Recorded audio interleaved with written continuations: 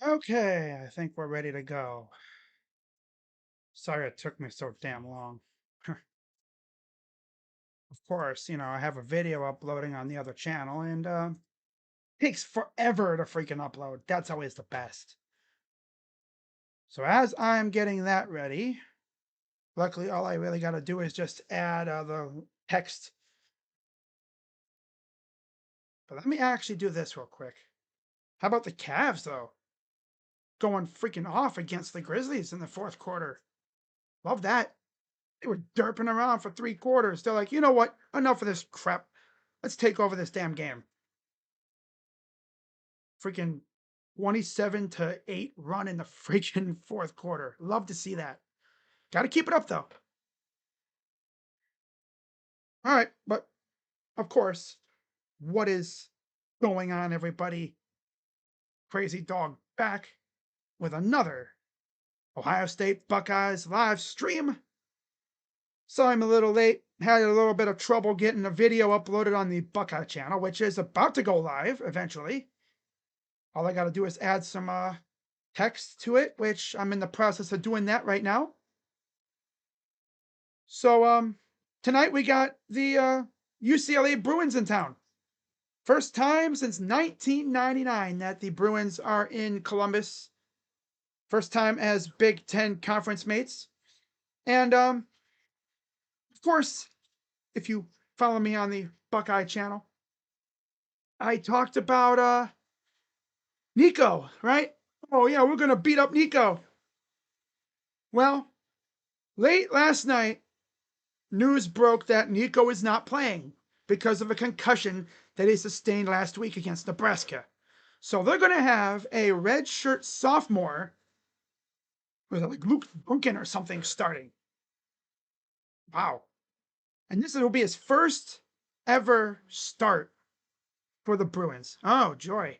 First start of your college career coming on the road at night in front of 100,000 people that don't necessarily like you that much.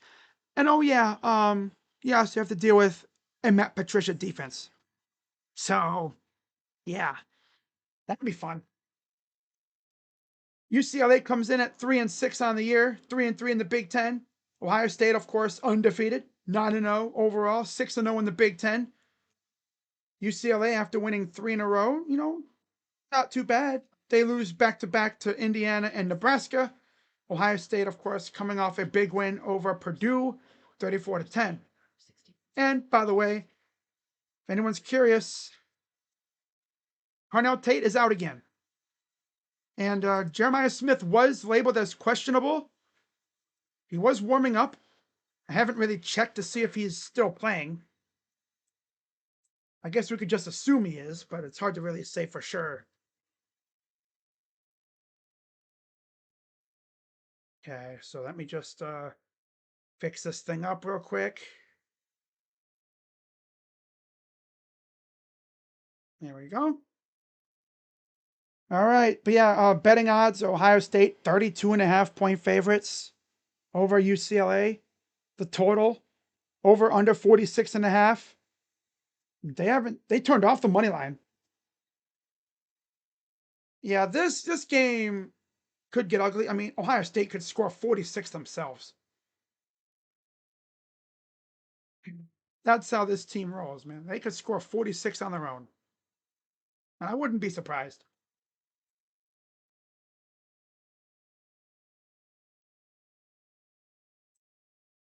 All right, so let me just finish up this thumbnail real quick. All right. Beautiful night in Columbus.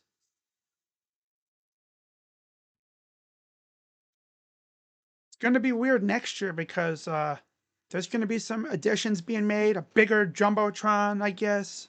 At least I assume it'll be bigger. That's what they say. I don't know how much bigger, though. I need them to make that thing massive. And then they're going to be adding suites in the one end zone where the student section is. So, see how that looks on TV. All right, there we go. coming out of the fog. Got the American flag, as of course this is Military Appreciation Night. As here comes the Buckeyes onto the field, led by head coach Ryan Day, of course. So as I get this, okay.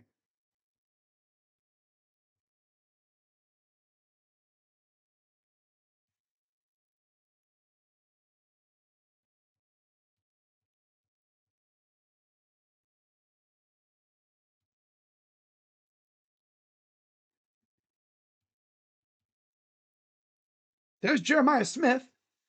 People were concerned that he might not play tonight because of, I guess, an injury that he had. He was questionable, but it's pretty clear he's playing.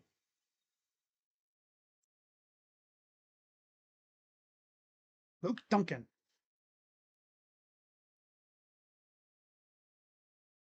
We got to make his life hell tonight. Can't let him sit back there and pick us apart.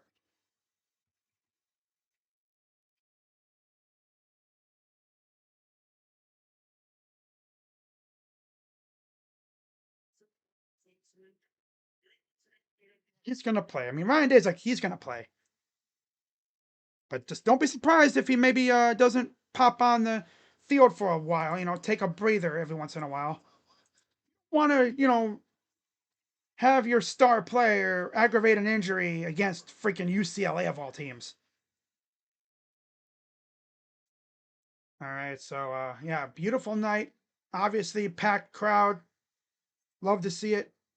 What's up, Ohio State football highlights? That's a mouthful.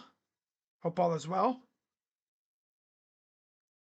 Of course, Nico, like I said in my preview video yesterday, I mean, Nico leads in passing and rushing yards. Leading receivers, Gilmer. Leading sack getters, Jones with 1.5. And Barnes leads the way for the Bruins in tackles with 88. Miss is already winning 7-0 over Florida. Okay, what the hell? Now it's going to start doing that to me, huh? It's going to start doing that to me now, huh? Oh, well. As long as I get the text, I don't really care. Wow.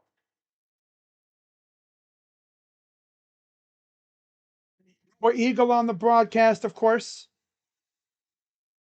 The son of the legend Iron Eagle. All right.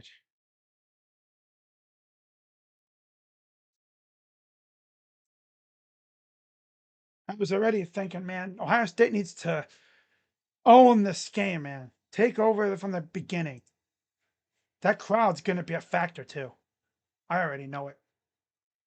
Let's check up on the bucket on the Cavs.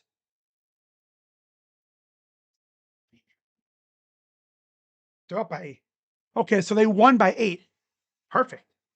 Man, people were freaking out on Twitter. It's like, oh my God, the Cavs. It's like, man, I ain't worried about the dang Cavs. They just got to get healthy. That's all. All they got to do is get healthy. That's it. Nothing else. Just get healthy, get Darius back, and they'll be fine. Like people have said on Twitter before, I'd rather be derping around now, figuring things out now, than have it be like March and we fizzle out.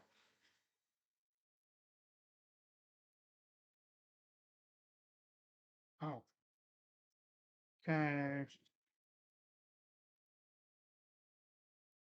There we go. Okay. Yeah, 4-star safety Eli Johnson from Steele High School in Texas committed earlier today. Just actually before this game started. That's why I was a little late. I was trying to get the stream set up. Well, also doing a thumbnail for that video I did. The video's literally done. I'm just waiting for this damn thumbnail to finish up. Get rid of that. All I gotta do is just add one big piece here. Add the freaking star logo, which The website I use, PixArt, sometimes it gives me an attitude. It pisses me off. All right, so there's Tim Skipper, the interim coach for the Bruins. All right.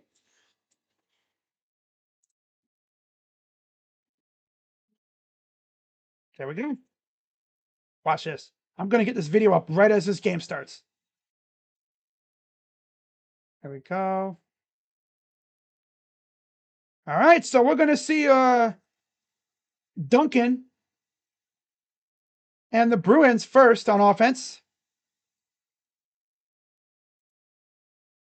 Mickey Matthews back to receive. And the kick is away, and we're underway from the horseshoe. Deep in the end zone for a touchback. And here comes Luke Duncan. No Nico tonight. He is out with a concussion. Bummer, but hey, it is what it is, right?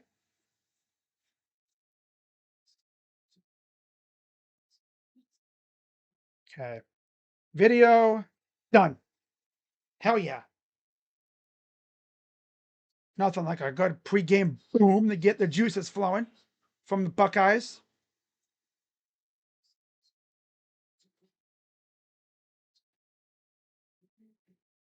Okay, let me do this real quick. Shotgun for Duncan. All right, okay, gonna do a quick dump off pass. Loss of 2. Caleb Downs blew that play up. They had a receiver trying to block him, and he blew right past the guy. Duncan, Javian Thomas, Rico Flores, Titus, Mokayo, something. Okay, up front, Cortland Ford, Eugene Brooks, yeah, Sam Yoon, Julian Armella, and Ruben Unije. New Heisel is the offensive coordinator, I believe, the interim. There we go. Don't need that open anymore. There we go. Okay. And they're going to run it. There's Downs again. And you're not going to outrun Downs and Styles. Lorenzo Styles on the tackle. Third down. WV lost. Dang. Tough. Tough, tough, tough. 59% on third down conversions. 13th in the Big Ten through week 11. Damn. Damn. Cavs are 9-5. 9-5.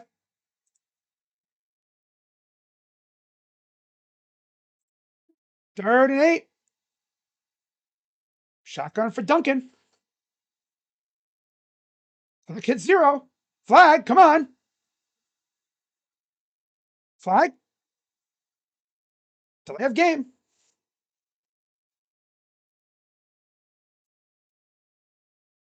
Still third down. Back them up. They weren't even close to snapping the ball. Sometimes the refs will give you a little like extra second to snap the ball. You know, like maybe like a big 0-1 Mississippi, and then boom, flag. They're like, is he gonna snap it? No. He's not even in the process of snapping it. So now it'll be 3rd and 13.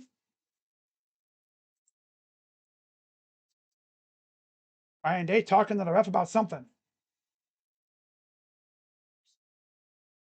Of course, this is the last night game of the year. Next week's game will be either noon, 1, 2, or 4. CJ Bronaugh hanging out with Blaine Bradford. Don't be surprised if CJ Bronaugh is the next one to commit. Toward the help. They're not even helping UCLA. There's a delay of game on UCLA, so that'll back them up. 13:27 to go. 3rd and 8. Oh, I guess they got a timeout. They got a timeout in time. Okay. I was like, what the hell? And they're gonna run it for about 2 yards. Defense. Sheesh. Yeah, Downs is all over the backfield.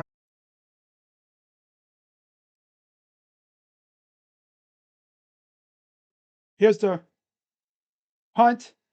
Fair caught by Ennis. And now here comes the Buckeye offense.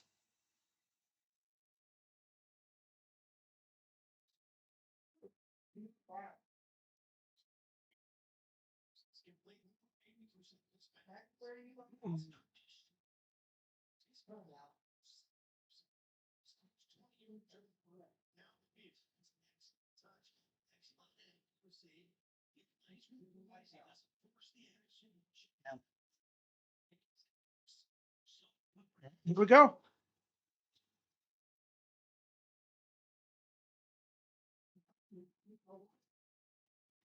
Center for saying. Play action. Throws. There's Claire.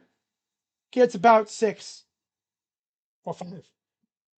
He's just halfway there. Sayin, Jackson, Smith, Ennis, Kesmerick, and Claire. The main weapons on offense. Up front, Serveld, Montgomery, Hinsman, Shabola, and Daniels. Shotgun for Sayin, like a pistol formation here. Hands it off. He'll run out to the left side. That's Bo. First down. Oh. Damn, Key. Yo, Lawrence, let my guy go, bro. Freaking Key Lawrence out here freaking trying to grab a dude's freaking jersey, man.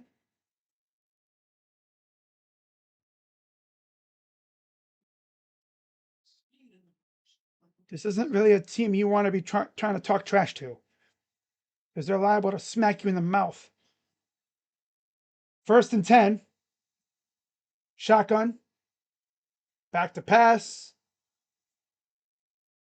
And that's a first down to Bryson Rogers. Again with no Carnell Tate. Look out for Rogers, Quincy Porter, Mylan Graham to get a lot of reps here. Get them some exposure, get them out, on the field, get them some reps. I could come up big in the future. Bryson has that low-key speed too. 1st and 10. Throws. Jeremiah, handed. Easy stuff. Too easy. Just yoink.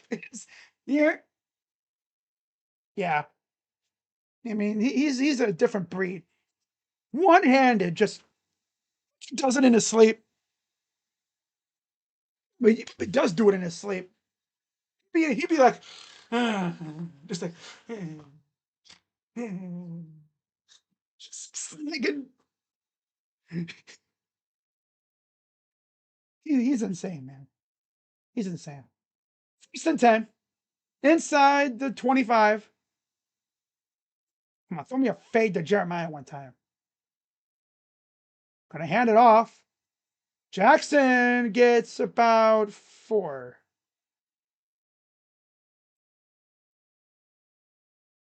Would I root for Navy if they made the playoffs? Yeah, but they probably wouldn't last long, like Captain says. Depends on who they play, though. Yeah, they probably wouldn't last long. I think they'd have a puncher's chance against the ACC opponent, but nah, they wouldn't really do much. 2nd and 6. They'd be the charity entrant. And Bo inside the 15.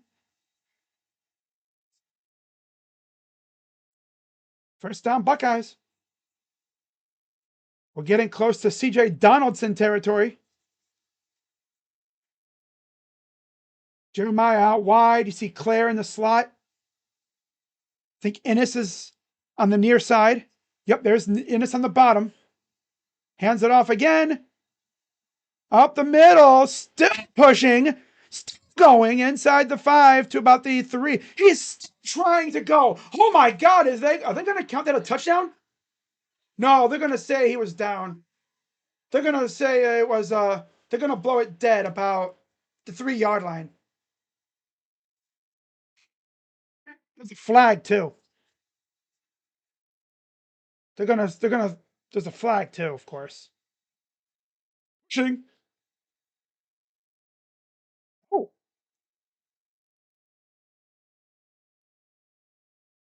oh, because the play was a little dead or something, and play was offsides too. Oh yeah, 58. 58 over here. Like, gotta run, buddy, run. Because the thing is, Ohio State's not subbing. We don't have to. What's he doing? Huh? Huh? Why'd you stop, bozo? You could have just kept going. Hands it off, and he's in. Touchdown, Buckeyes. Bo Jackson really gets him a touchdown. People were worried. Oh my God, CJ Donaldson's going to steal a touchdown from him. Ryan Day must have freaking saw Twitter, because that was all Bo Jackson on that late in that drive.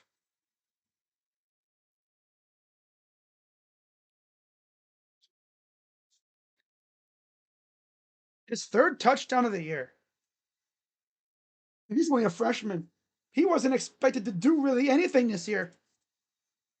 He's thinking, I'm gonna, red shirt, and I'll be back. I'll see you guys, next year. Maybe, play a little bit in the non-con games, and then once we get to the game 5 into conference play, then I'm just gonna chill here and watch the show. Well, he actually turned out to be literally our best running back. So yeah, they burnt his red shirt. So yeah, that's fun. Should have had at least like almost a dozen touchdowns though. But last week he had a touchdown negated because of a penalty.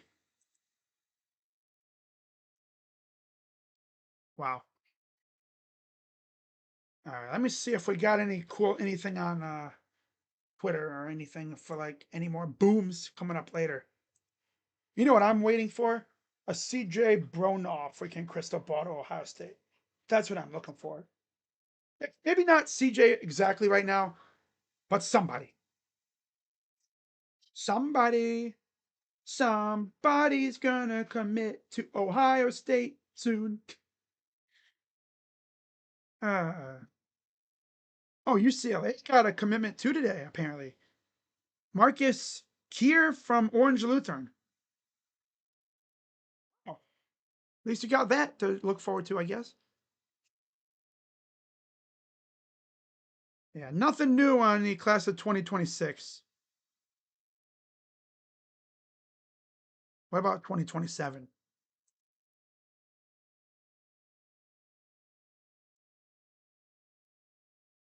Could you imagine if OSU faced Nate? No, it would be just, it'd be, can't even speak. Wouldn't be fun for Navy, let's just say that. Would not be fun. Navy's a solid team, but that would not be fun for them.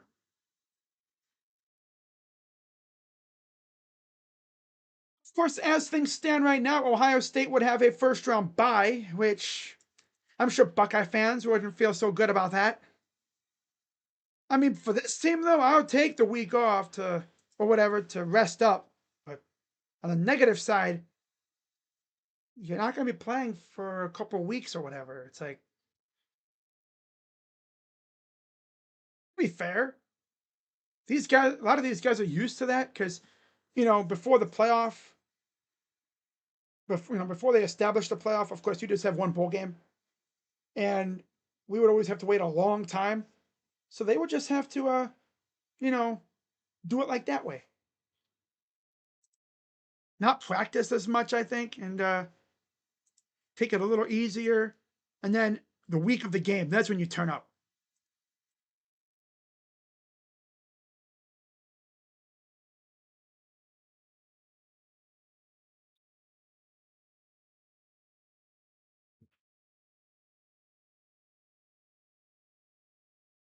So kick goes into the end zone for a touchback. And Luke Duncan and the Bruins will come back on the field. There's Nico Iamaleava, obviously out with a concussion. Just thought if he had a concussion, they don't encourage you to fly. Must not be that bad of a concussion. Because usually, yeah, if you're concussed, they don't really like you flying. But yeah, it must not be that bad. And they know what they're up against. They're like, yeah, we don't want you getting your ass beat by Ohio State with a concussion. That's all they'd need. Shotgun for Duncan. Here's a pass for a. Is that a first down? Did they actually get a first down? I think they did. Okay. Little RPO action. Curry on the pressure.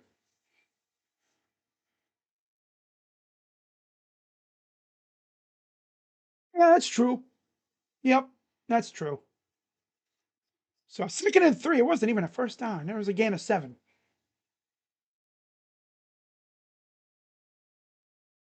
Shotgun for Duncan. I think. No, they're going Wildcat. That's ballsy. They got the first down. Well, they went Wildcat with it. That was Berger, the former Sparty, a member of MSU, Spartans, Michigan State. Uh, they already had to use a timeout to avoid a delay of game on their first drive. So 1st and 10 for UCLA. Buckeyes 9-0. UCLA's 3-6. Shotgun for Duncan.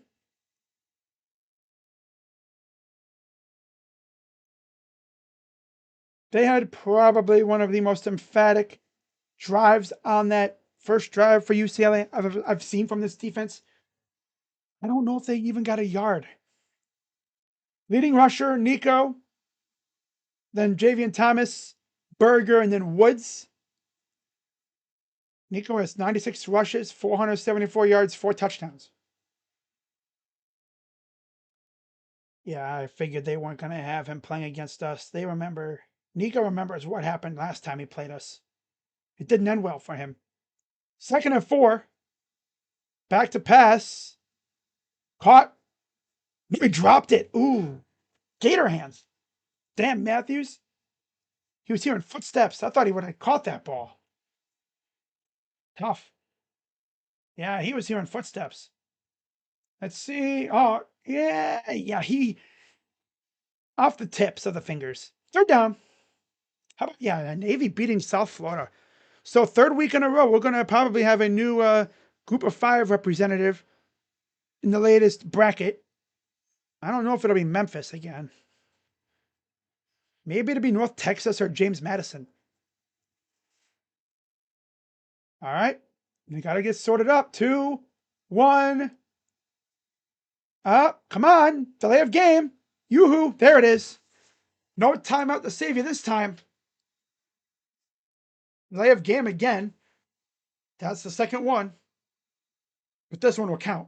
The last one, I think they were able to call a timeout. Last second, but this time.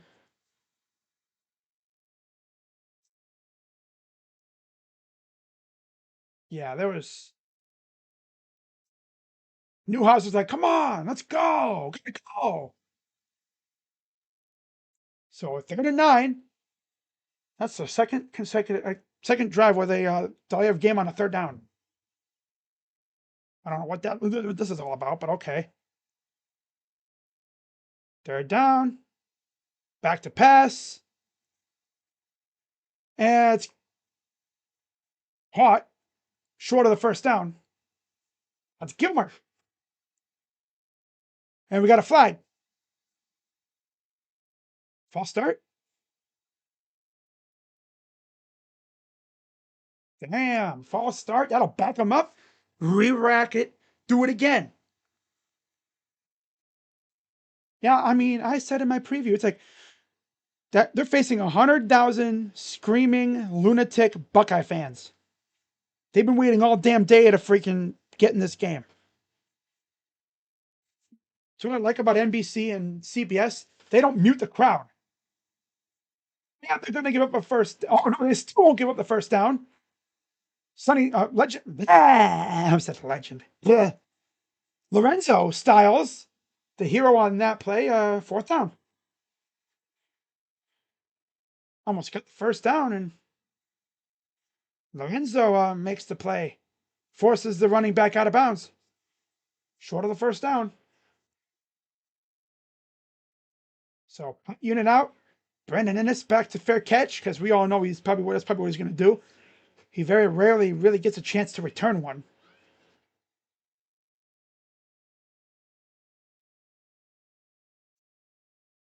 Snap. Oh, watch out. Okay. And oh, dangerously close, but he still fair caught it. Buckeyes will get it back up 7-0. Jeremiah Smith coming back out for another drive.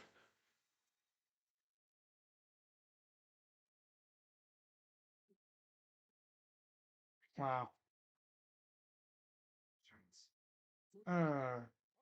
Rams was in the house tonight for the game in Cleveland. Man, Buster Rhymes. That's awesome. All right, Jerome. Donovan Mitchell reunited. That's cool.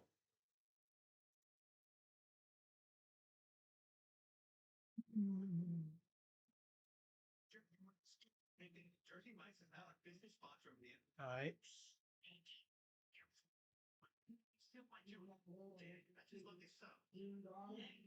Lane finna lose to his future team? Huh?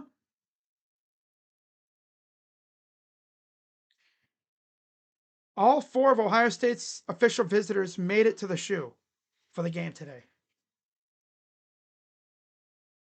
It's big. I think there's even a fifth, Nick Lauder. I think he's the Louisville tight end commit. CJ Bronaugh from Florida commit. I think Braxton Rembert, Wake Forest linebacker. Darius McKinley from LSU. That's an interesting one because his brother was a guy that Ohio State really, really wanted a few years ago coming out of high school. He went to LSU.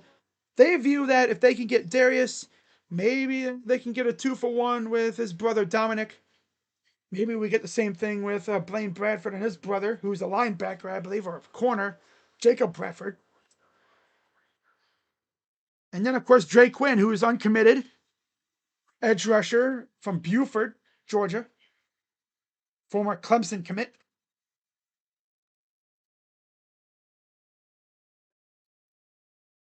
Wow, Penn State actually won a conference game.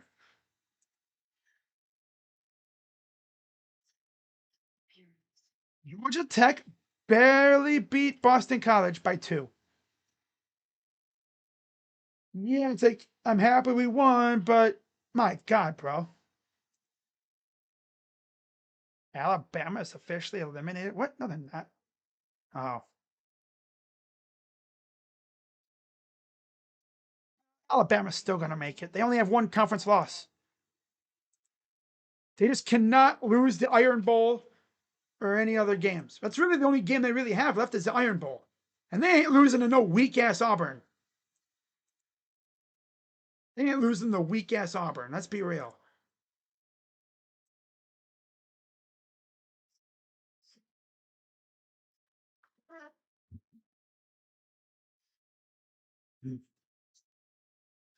So shotgun for Ohio State, running back to the right. Ennis motions. They're gonna do a jet sweep with Ennis. About 4, maybe 5.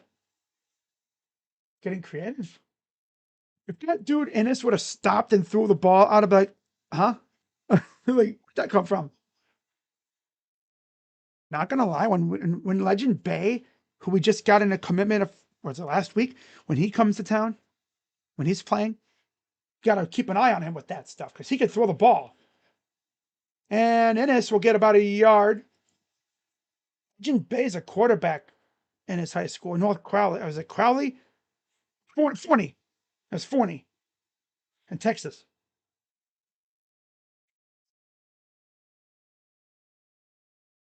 All right, so 3rd and 4.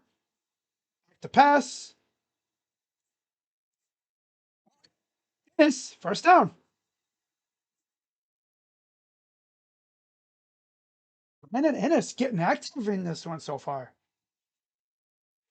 It only took Cornell Tate being out, but like I said, I mean, you don't want to risk further injury. Back to pass for Sayin. Is he loading up? Nope. He gets Smith wide open. Gain of about 7. Just picking these guys apart. And the thing is, you got to play zone. So you don't want to play man against these guys because they'll get you. They're probably playing zone. So you're going to get guys open. Guys are going to be open. Looks like Jeremiah's healthy. He was questionable heading into this game. 2nd and 3.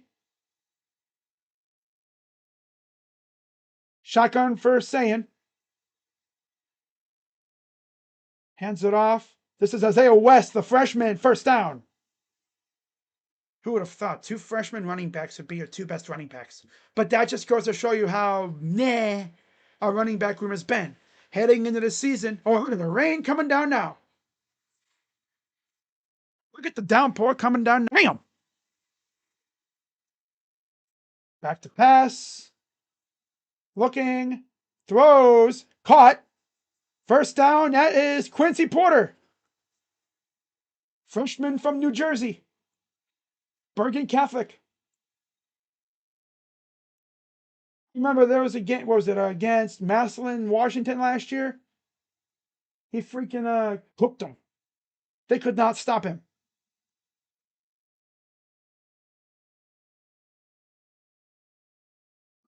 First down. He barely was able to stay in by his tippy toes.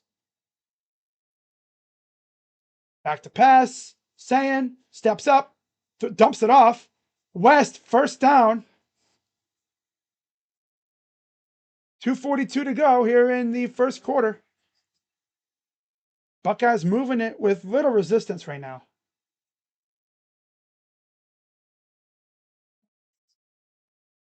Just a little dump off, nothing too crazy.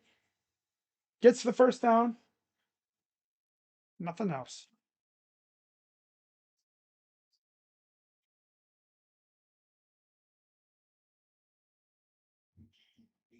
First and 10. Gonna hand it off for no gain. Kind of an ill-fated play, if you ask me.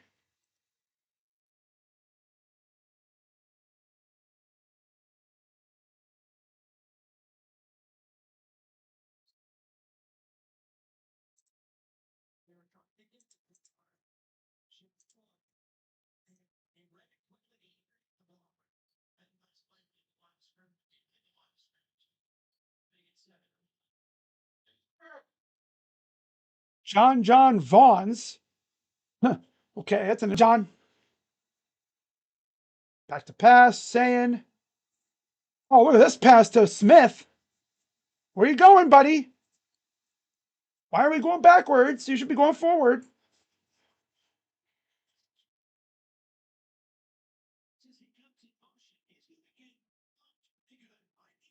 Oh, yeah, right there.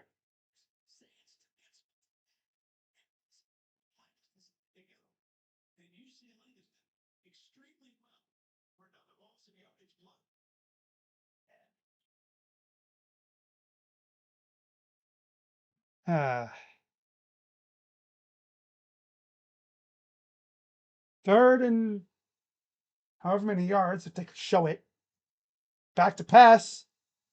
Throws it. Nice catch near the first down for Claire. And Sayin took a hit right afterwards. Comes up a little hobbly, but he's up in slight limp.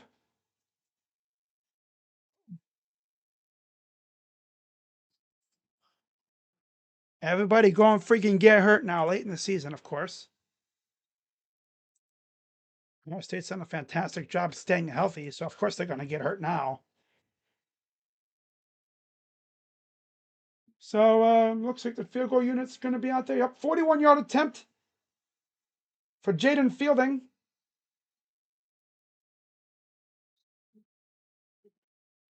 Snap. It's up. And good. All right. 10-0. I'll take the points for sure. 10-0.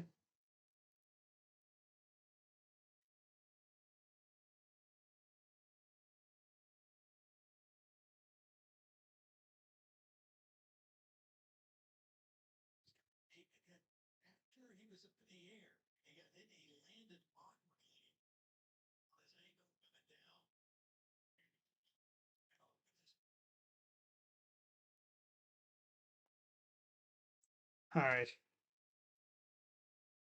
So he went in the tent. Blaine Bradford.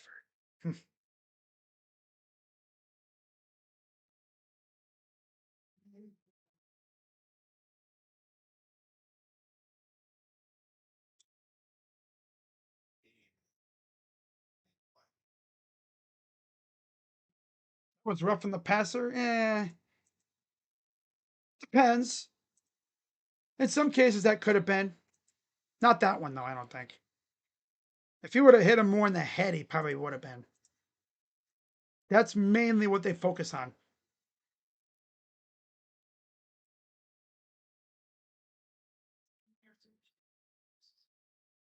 And nothing. Buckeyes lead. UCLA back out on the field.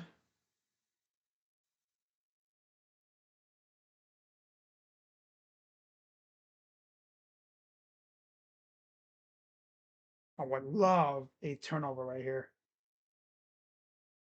Shotgun for Duncan. Hands it off and gets about a yard.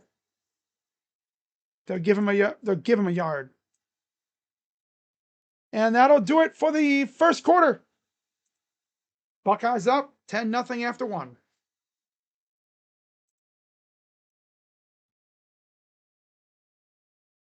All right. While we're doing that, let's focus on some other games here. And again, if there's a game that's like coming to the wire at the very end, I might do a little call in both games situation like I did last week. Call in both games, especially if this game's getting out of hand.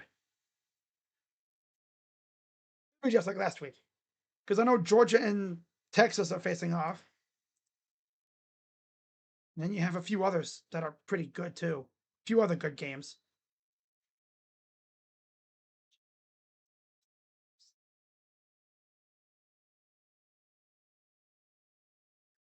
All right, let's see here. Okay.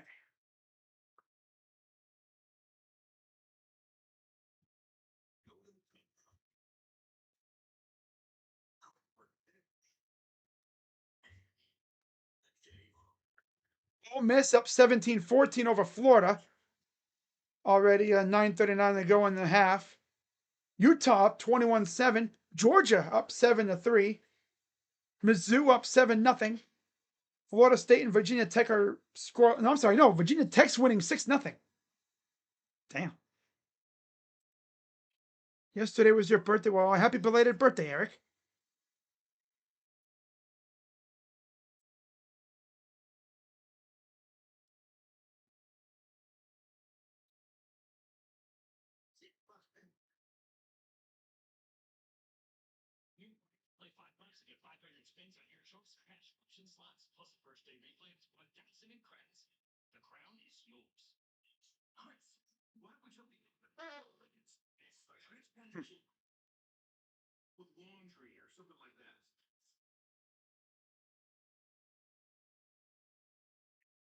All right.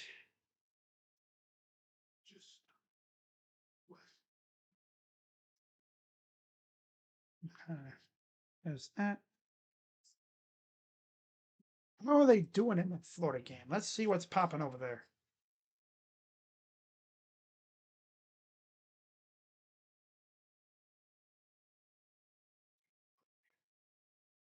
DJ Lagway, 3 for 6 for 51 yards. He has 4 carries, 29 yards, and a touchdown. Jaden Baugh, 5 carries, 8 yards, and a touchdown. Trinidad Chambliss, a touchdown pass. to Dazon Stribling. And then Kawan Lacey has a rushing touchdown.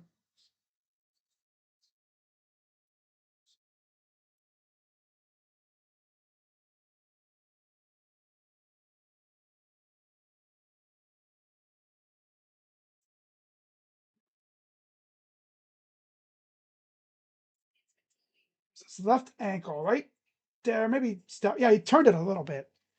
You could see that he turned it. Okay, so Ole Miss threw a pick, 25-yard pick return, and then 2 plays later they scored. Okay. 17-14 Ole Miss leads. That's Lane Kiffin playing against a team that he might be coaching next year. All right, so 10-0 Buckeyes. UCLA back on the field here. Blew that up, but too bad the quarterback had the ball. Lucky the quarterback had the ball. I mean, didn't have the ball because if he did, Hayden McDonald would have flattened him into the ground. Oh no, they were doing they were doing another wildcat form play again. That wasn't even Duncan, but the other running back got flattened. Berger. It was Smith. I think it was McDonald. That was actually Smith. Oh, Will Smith. Okay. I like how he's getting on the field more now. 4. Come on, give me a turnover. I'm hungry for a turnover, damn it. Back to pass. Oh, that tough play, and it's caught first down against Matthews. That's okay. Hayes made the catch. He has one of those last names that like you have to sound it out. Catch though. Well, he was able to keep control of that. I was waiting for Matthews to undercut it, but Matthews is way out of the area. So 1st and 10.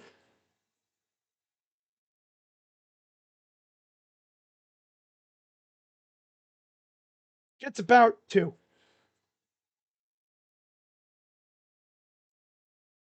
Ohio State always plays with their food in the first half. They always do.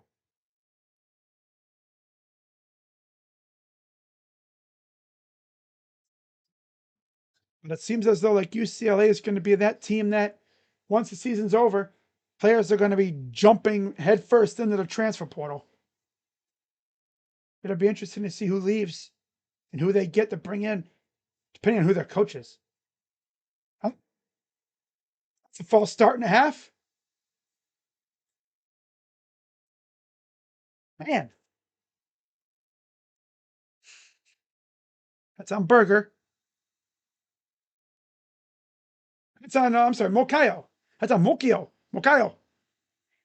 He is, oh, you see, kind of, he was a little, that's on the receiver.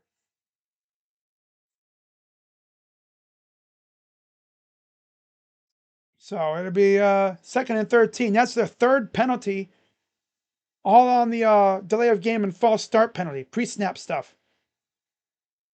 Here's a run. He'll break a couple tackles, but he'll get a few extra yards. Wow, he actually got a lot of yards there. Damn near halfway to the first down marker. It'll be 3rd down, though.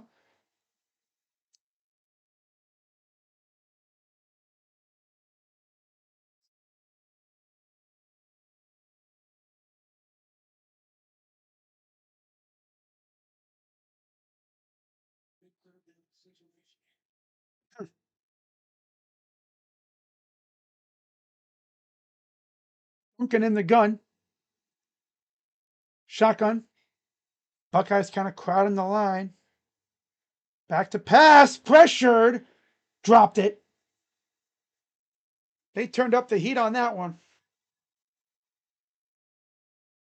And of course, this is his first start. So, I mean, yeah, Mons would have crushed him if he held on to that ball. Gilmer probably could have caught that, but it just bounced off his hands. So another fourth down. Another punt coming up. And it's back to fair catch. Unless maybe he gets a chance to run it, which doesn't have too many chances these days. It's away. And he will get a few yards out of it, shy of the 20. And here comes the Buckeye offense on the field again. Sayin is noticeably back out there with the offense. Some people might have been worried. Oh my God, is he like severely hurt? No. He just said he was in the medical tent for a couple minutes, came back out. Ankle, I think, was a little taped up or something. So, yeah, I mean, it wasn't nothing crazy.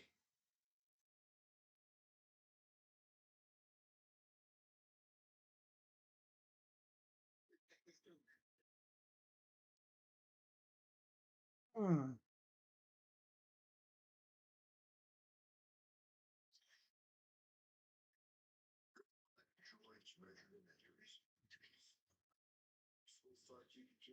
Eli Johnson, who just committed to the Buckeyes like a half hour or so before the game started, he's obviously at the game, so I can imagine he probably told Matt Guerrieri and company in person that he was committing, right?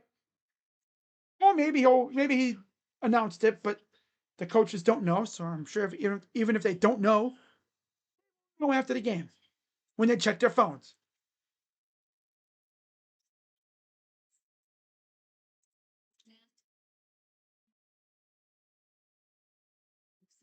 Turn the big 30. 30-30. Sheesh. Wow. We kind of need saying Cardale Jones isn't coming off the bench. I mean, I can probably trust Lincoln Keenholz, right? Yeah, I mean, I'd prefer if Sand just stayed healthy. Thank you very much. For my sanity and for Buckeye fans everywhere's sanity, yeah, I need him to stay healthy.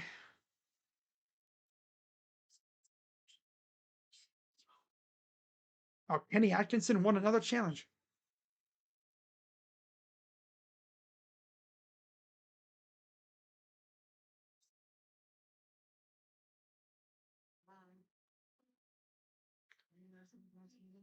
Yeah, Eli Johnson committed about 2 hours ago. So about an hour before game time. By the way, the freaking commitment image that he did, the edit, Hayes Fawcett, man, he cooked with it. Ooh, it's hard. Hard as hell.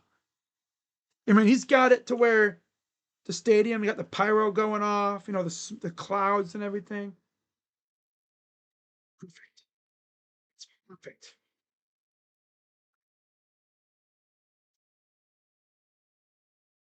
Ooh, Connor Stockton. 7-3 Bulldogs over the Longhorns.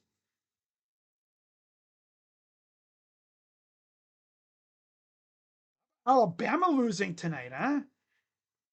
Obviously, they're not in really danger right now at this point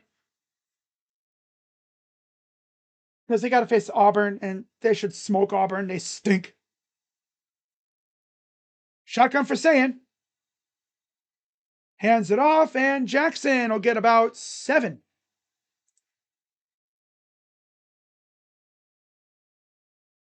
Second quarter, 10-0 Buckeyes, 11:18 to go.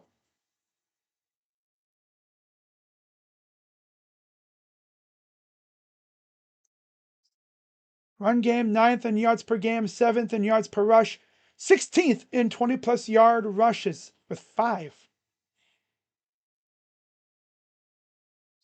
But again, we just don't have a Quinshawn or Travion in the backfield this year. Here's a handoff. And there's a run for Bo, first down, to the 30.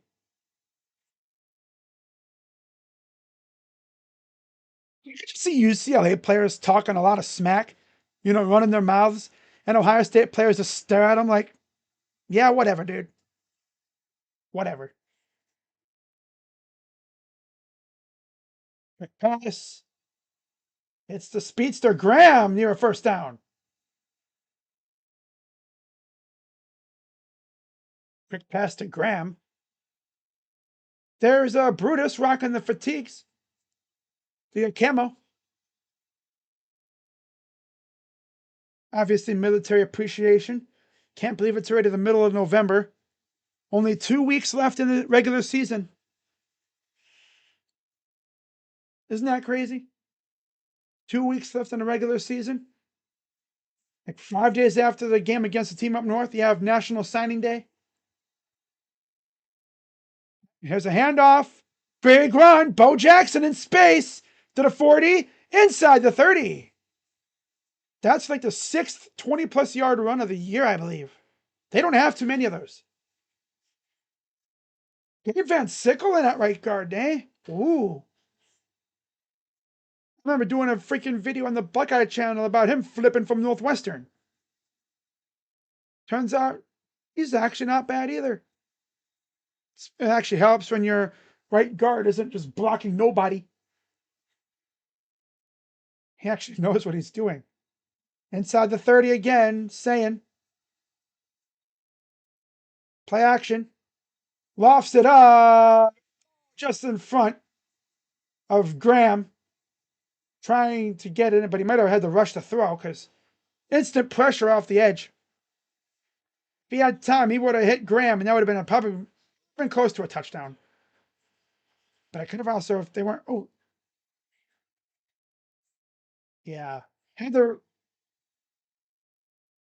yeah, Tate. So this Carnell, he's not even in uniform tonight. He was in uniform last week, but this week he's in street clothes. Back to pass. Dumps it off. Here's Peoples. He'll run for about 5, maybe 6. It'll be third down.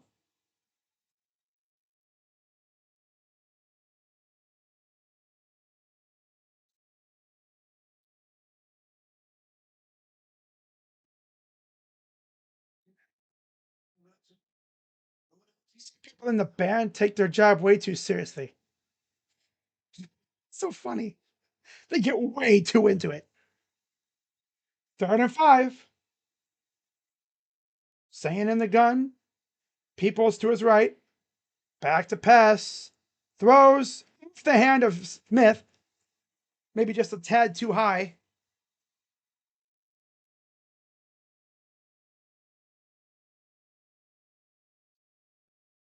It's only like a second or third incompletion. Guys are just bringing instant pressure.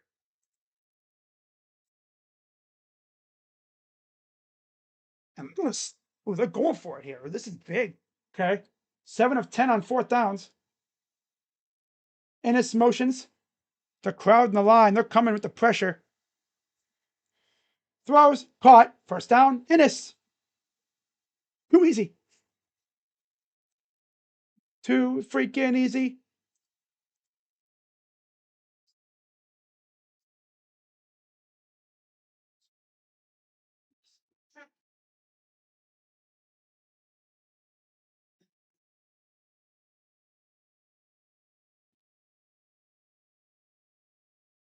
Why does Blaine Bradford look like Caleb? Someone even said it on Twitter. I was like, he looks like Caleb. He legit looks like Caleb Downs. Here's a handoff. Peoples carrying defenders with him, and he'll get about 6 or so. 2nd down. 7:52 and counting here in the half.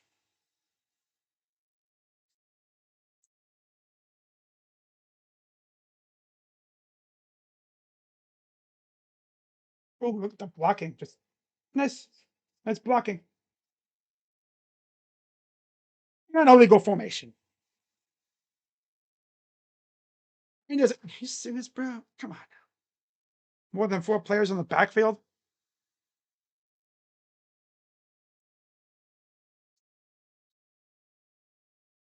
I guess the receiver was a little too far off the line of scrimmage.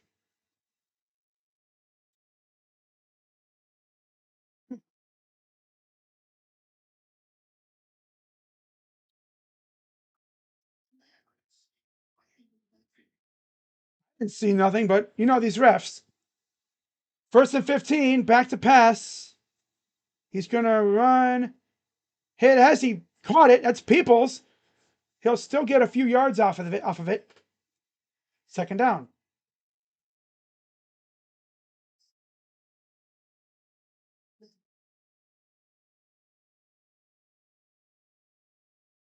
Yeah, Will Howard would have somehow taken off and got a few yards on himself. I don't think Ryan Day encourages a quarterback to run. But in Ryan Day's mind, he's probably thinking, if there's something there for you, take it. 9-play drive. Smith motions. Back to pass. But that's this again. Just outside the 10. It'll be, there's another flag.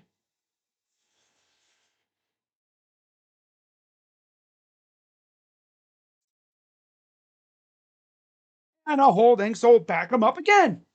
Come on.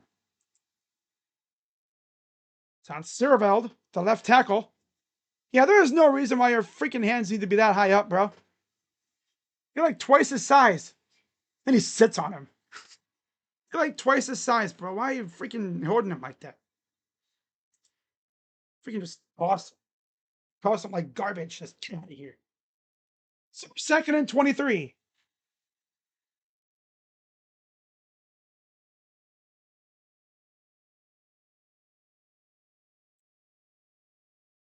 Shotgun for Sayan. Smith motions. Back to pass. Rolls to his right. He's going to run. He got a few yards out of that. Around like 15 yards to get to.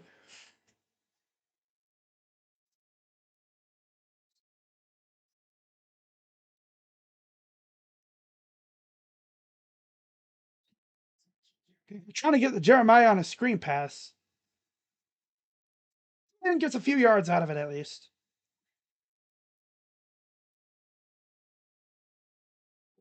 Evan Coyle, the interim defensive coordinator for UCLA. Shotgun. Back to pass. Come on, Julian. Damn.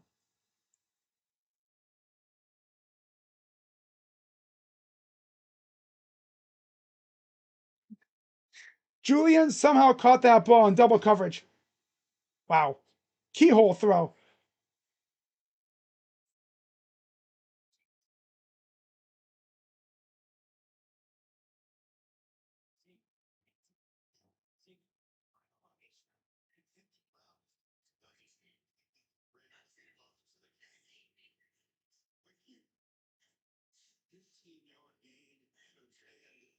Tell really. Well, 4th and 5. They're going for it again. And now they're going to look at it. Because we got to take 5 hours to freaking set up the play. Oh. I'm at Ohio State. Of course. All that, and they're probably just going to bring out fielding again. This offense still can't do the whole scoring in the red zone thing.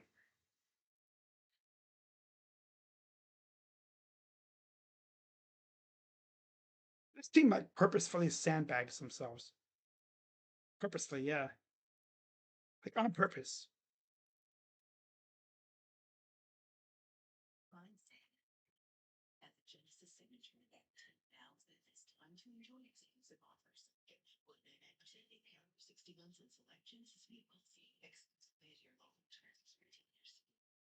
All right.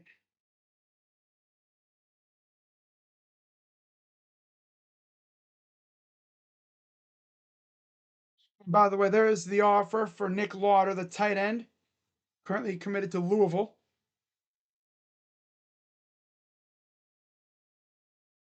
I think he was one of the late additions to the visitor list from Lebanon High School in Ohio, I believe. Yeah.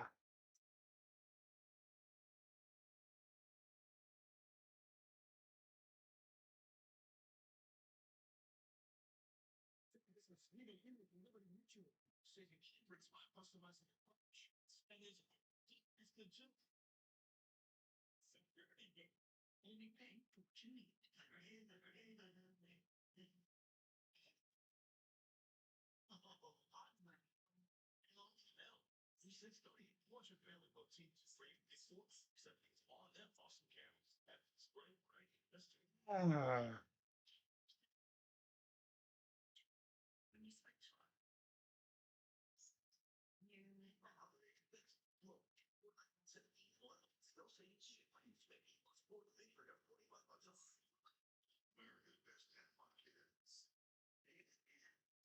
oh man.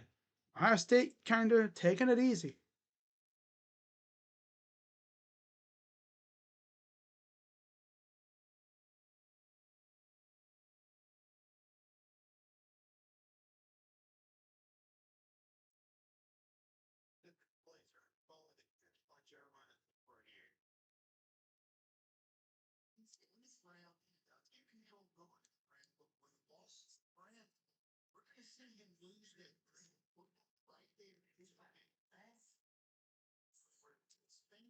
So I'm still going for it. 4th and 5. And it's motions. Back to pass. Picked off with it. Should have went to his left. Pot down. Sin Rogers. Patience pays off and he gets in the end zone. I think that's his first college touchdown. Love to see that for Bryson. Because, fun fact, he actually transferred, or he entered the transfer portal, and then later returned, citing he had bad advice. He's like, I was told that I should leave and pursue an opportunity elsewhere, and ain't nothing out there. So I came back, and it was actually a good decision for him. Injuries also have kind of came after him a little bit. Good job for Bryson. Really happy for him, man. He's been waiting for that opportunity.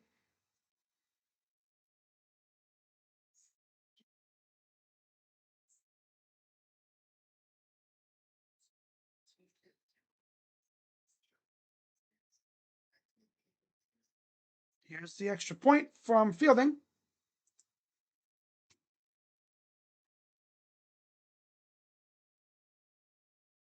Kick is up, and it is good. 17-0 Buckeyes. Yeah, they're going to be tired by the end of this game. Ah.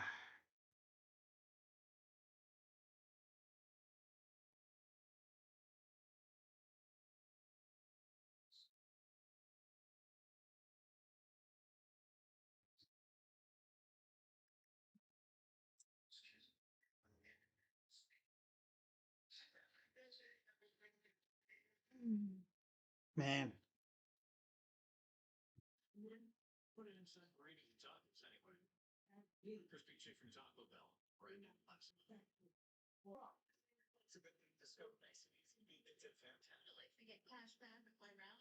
Ohio State is just too good. Too freaking good. Hey.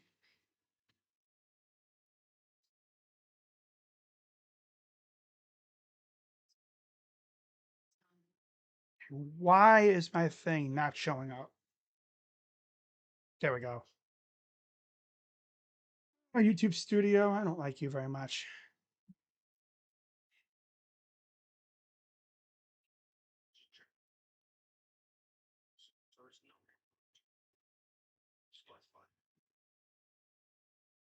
Oh, man. That just goes to show you patience pays off. Because I know a lot of players, they want to play now. Man, can't deny. Wait for your chance, and you might get this opportunity. I remember someone saying a long time ago that these scouts, they don't ask for your freshman tape. They ask for your senior tape, right? Junior, senior. Okay, why is Twitter acting stupid now?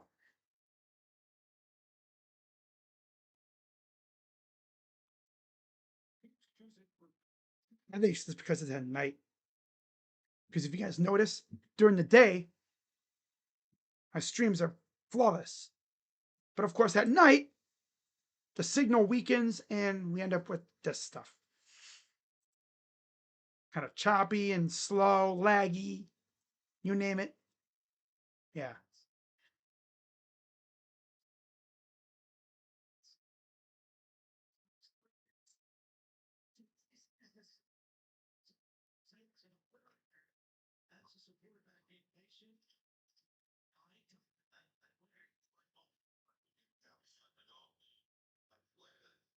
Dude, why is Twitter? How Twitter does this stupid thing, like where you go to like and like retweet something, and then it disappears.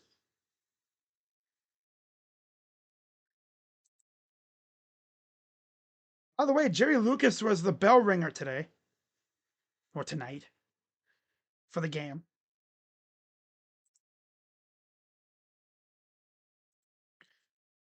UCLA ready to get the ball back, and that's in the end zone, touchback. Buckeyes up 17-0.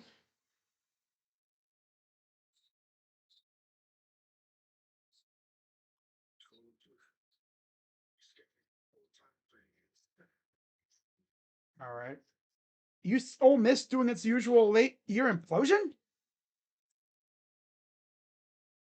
Man. Against possibly Lane's future team? Do you understand? I know you probably do. The crap that Florida fans are going to say if they win this game.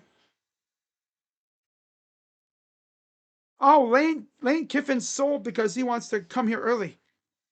He sold his playoff chances because he wants to come coach here early. Because obviously, I mean, if they make the playoff, that's a big if, especially if they lose this game.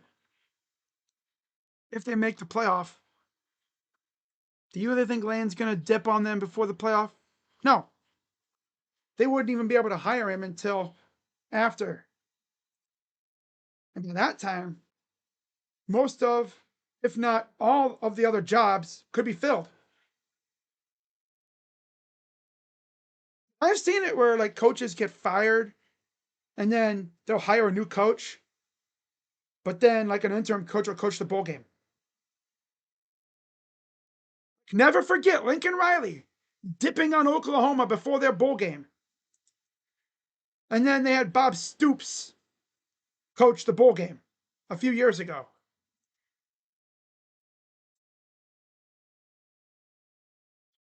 Honestly, God forbid that ever happens to us, Ohio State. But if that did, imagine we had freaking Jim Tressel coach a game. That's essentially what it'd be like. You know, that'd be like someone like Ryan Day, God forbid, dipping on Ohio State to go to the NFL or something out of nowhere, which I know he would never do. And we would have Jim Tressel coach the bowl game. Nah. Ryan Day loves Ohio State too much to do that to him. Not to mention the lunatic fringe would seek him out and they would berate him for life. They would never tolerate that. Never. They fired Deshaun Foster after an 0-3 start, promoted Tim Skipper. They're 3-3 since. 21-20 near the half. Florida up on Ole Miss. 14-3 Georgia. 10-7 Florida State. Mizzou 14-10 over Mississippi State. Good stuff so far. Ohio State 13 first downs, 16-minute time of possession. UCLA 2 first downs, 8 minutes. Quick pass. And there's Sonny Styles immediately on the tackle. Gain of about 2 yards. Ryan Day to the Browns. No. I don't want him to go through that crap. Keep him with the Buckeyes forever. But eventually he's going to be tempted with the possibility of going to the NFL. Someone will throw a lot of money at him to come to the NFL. You know it. That's where Brian Hartline would take over to be the head coach. Back to pass, throws, watch out, ducks under a defender, gets near a first down. They're going to give it to him. 3:53 to go in the half.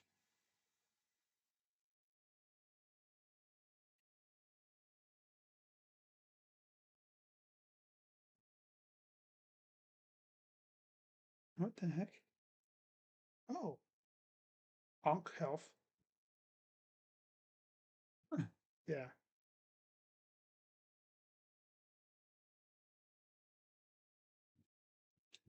All right. Oh, blowing that up. Hello, Kenyatta Jackson. Oh, they did not rule it was the first down. It was third down. Jackson blows the play up, and it's a fourth down. And he just pushes the dude aside and instantly in the backfield. Instant penetration.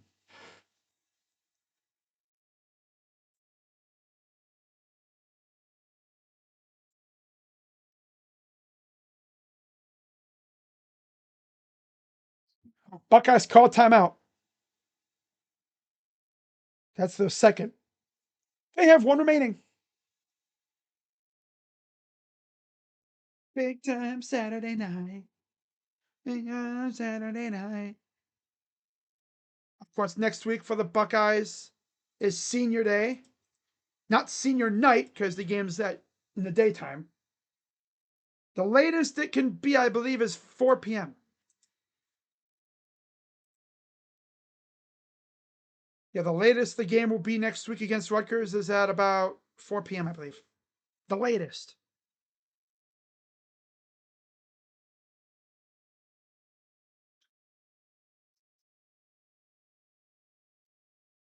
And then, of course, you have the game next week at noon.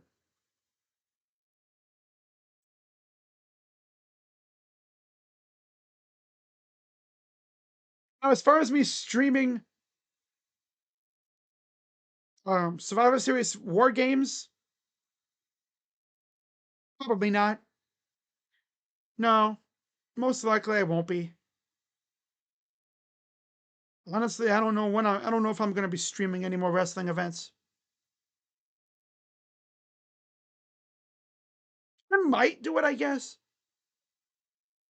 Let's see what the card looks like first.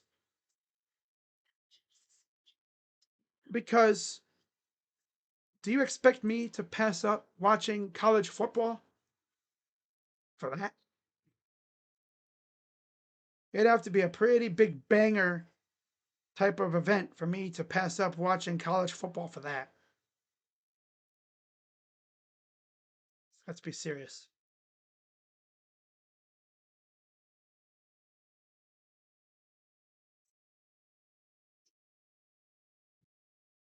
Besides, I know ESPN runs things now, and they're very strict about you know taking stuff.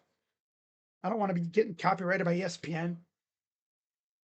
Because it's one thing to get caught by WWE, you might get a copyright strike, oh no.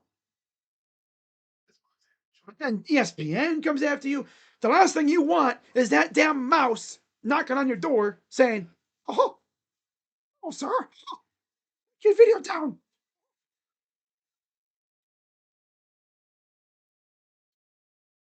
You don't want that.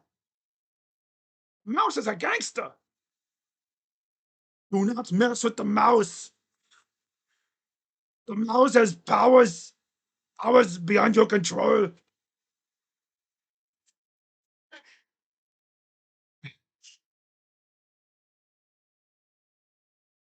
I was scared of the mouse. Arnold Schwarzenegger talking about a mouse. 3:19 to go. And the punt's away. It's a Shank, kind of a punt. It goes out of bounds just past the 20. That's where Ohio State takes over. And if Ohio State has their way, this will be the last drive before half.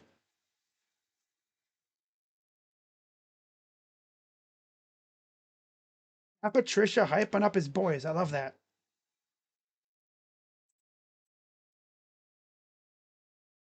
Hyping them up, low key gassing them up a little bit. And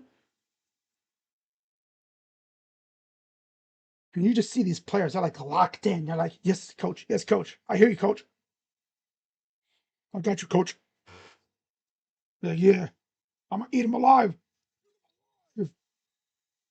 First and 10 for saying. Those players love Matt Patricia too. Back to pass. Dumps it off. This is West for. They're going to give a loss of a half a yard. They're going to be unserious again. They're just going to derp around, derp around, derp around. Of course, UCLA is scheming it up to where they're not trying to get beat deep. They're playing zone. So they're not going to. They're trying not to get beat deep. Why am I fumbling my words? Oh my freaking God. Duh.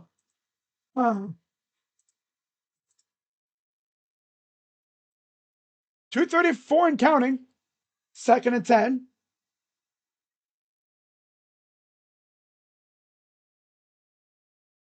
Hands it off. Oh, big one for West. First down and more. Near midfield, still going inside the 45. First down, Buckeyes. That's their second big time run of the game. I believe that's now what? Their seventh run of 20 plus yards this year. Again, they don't get many of those rushes because their running backs aren't really big play backs. They're more backs that just get chunks of yards and makes these opponents have to, deal with them. I mean, my God, why am I? My brain is lagging in real life.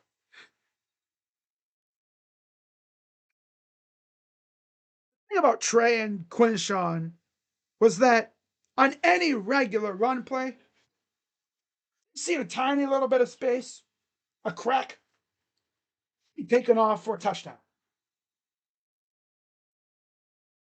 They were just such a dynamic duo. I mean, Quinshawn, he had the speed, but he could also run you over. And Trey, love that guy. You know, he had that elite speed. We saw that in the playoffs last year. This dude gets a bit of space. You get him in space, he cuts upfield. 2 or 3 steps, he's full speed, he's gone. The only thing that kind of hurt him, literally, was foot injuries the last few years before last year. The year before last year, he had a injury that kept bothering him. And it was actually getting Buckeye fans kind of nervous. It's like, uh-oh, is that going to hamper his ability to make plays and be a legit running back in the NFL? As it turns out, so far, no. The only thing that stopped him is Mike freaking Vrabel. But you know what? Mike Vrabel made the realization that, oh yeah, this dude's pretty damn good.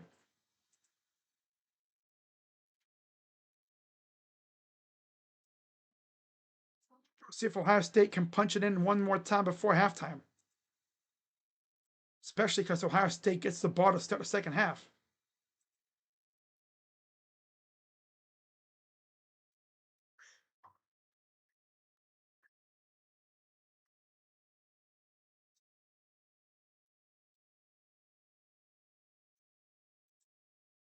Uh,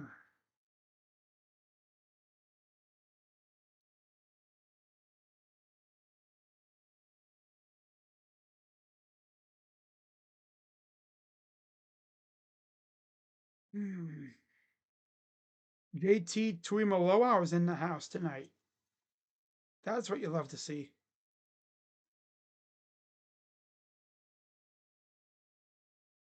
Look at that, man. Beautiful night for some football. There's Jeremiah.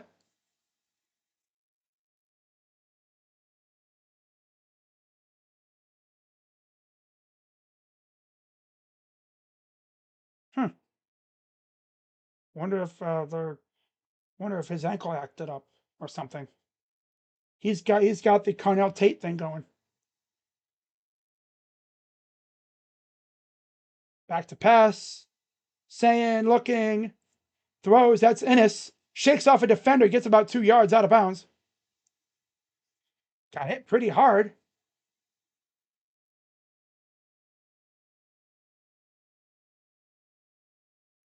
This gets up a little slow, but goes back to the huddle.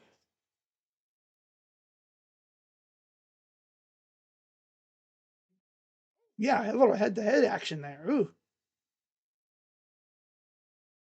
He's probably hearing that the bell up above the stadium. Gong, gong. Less than 2 minutes to go. Back to pass. Throws. That's Claire. Near the first down. He's maybe an inch shy. That'll be 3rd down and 1.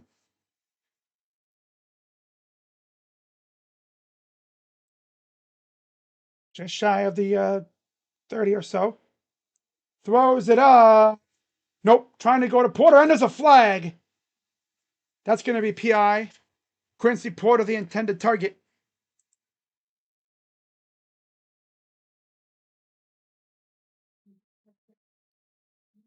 Just kind of, yeah, a little right there. Yeah.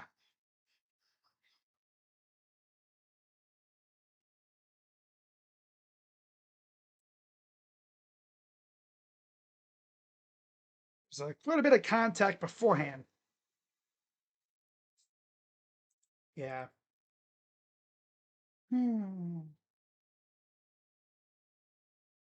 Wait, I wonder if Donaldson's not playing tonight. Because I haven't even seen him. Huh. Interesting. He was questionable heading into this game. 1st and 10. Peoples in the gun with Saying. Hands it off to Peoples. Around the edge. There's a man. Gets in the end zone for the touchdown. Dude just straight up hurdled a guy. Damn. Okay.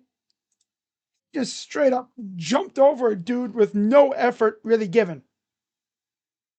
Just boing. He hit that Mario upgrade. He just hurdled a man. Oh my God. Wow. James Peoples. Mm-mm.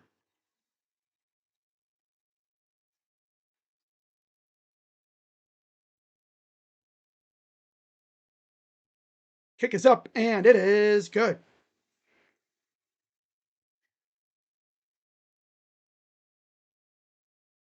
Nice job to stay in bounds, too. Hit a little quick cut after he hurdled a man, too. Watch this. Goes around the edge, cuts inside, and then boing. Watch this. Boing. Completely cleared him.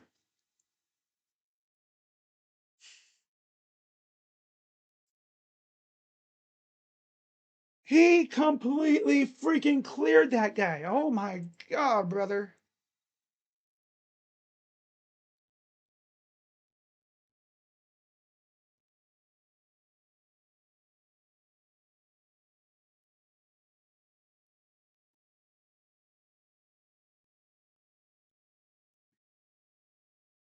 That's impressive. He's not, I mean, it's not like he was standing up, but still, that was impressive. And then he stayed in bounds, quick cut up the field, touchdown.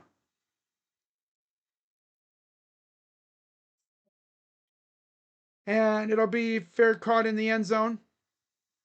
UCLA gets it back with 147 rush yards against Power 4 teams tonight, on average about 128.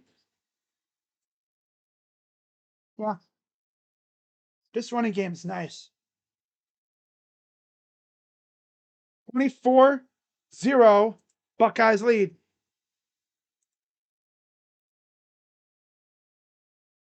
Honestly, I'm looking at Jeremiah like, Jeremiah, I mean, you're pretty much good to go. You did your damage. Yeah, you didn't get in the end zone, but you did your damage. Got a couple catches. See maybe how he is in the second half. Pass. Intercepted. Jermaine Matthews was looking for number 2 on the day. Quarterback got hit, I think, as he threw it. Gotta be careful. Curry coming around the edge. Got sandwiched between Curry and the right tackle. That's tough. Curry. Caden Curry. Curry. 2nd and 10.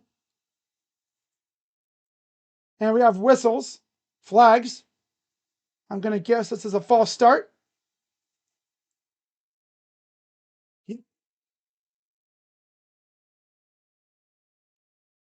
It's like their 3rd false start, I believe, on the game. I mean, it's rough. Not to mention a new quarterback, never taken a snap. Here's a handoff. He's going to run to the sideline, but that's nowhere to go. Sonny Styles is right there. Lost about 1.5 yards. Running to the sideline against these linebackers is a big no-no. 1:04 to go. 3rd down. Buckeyes are going to use their final timeout. Yeah, I mean, just think about it. Like, you're not going to outrun these linebackers. I will give James Laurinaitis a ton of credit with his recruiting because the linebackers that he's brought in compared to what we've had in the past, really different. We don't have like a Pete Werner or Tuff Borland or whatever that, bigger guys that really aren't good coverage backs, backers. Look at our linebacking core this year. They're all dudes that can do many different things, especially when it comes to chasing down ball carriers. I mean, Patricia's having a blast running this defense. And 16. Come on, D, give me a turnover here. I'll take a strip sack or a freaking pick or something. Just give me a turnover. And they'll get about 2, maybe 3. That's it. Caden Curry on the tackle. There's Larry Johnson, the defensive line coach, the legend. I know Buckeye fans criticize him for recruiting. He's been kind of lacking, But I'll give him this. He's not a great recruiter. His recruiting has taken a dip, but man, his development, top notch. He could turn a 3 or a 4-star kid into a 1st-round pick. People probably didn't even know who Tyleik Williams was. Look where he is now in the league. 13, they're going for it. And they call a timeout.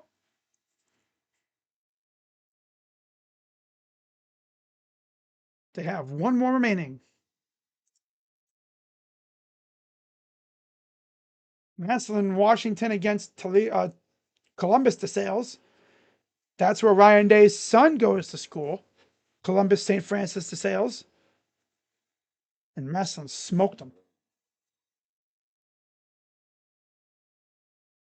Well, Ryan Day, on the bright side, your son will be able to hang with you more often now.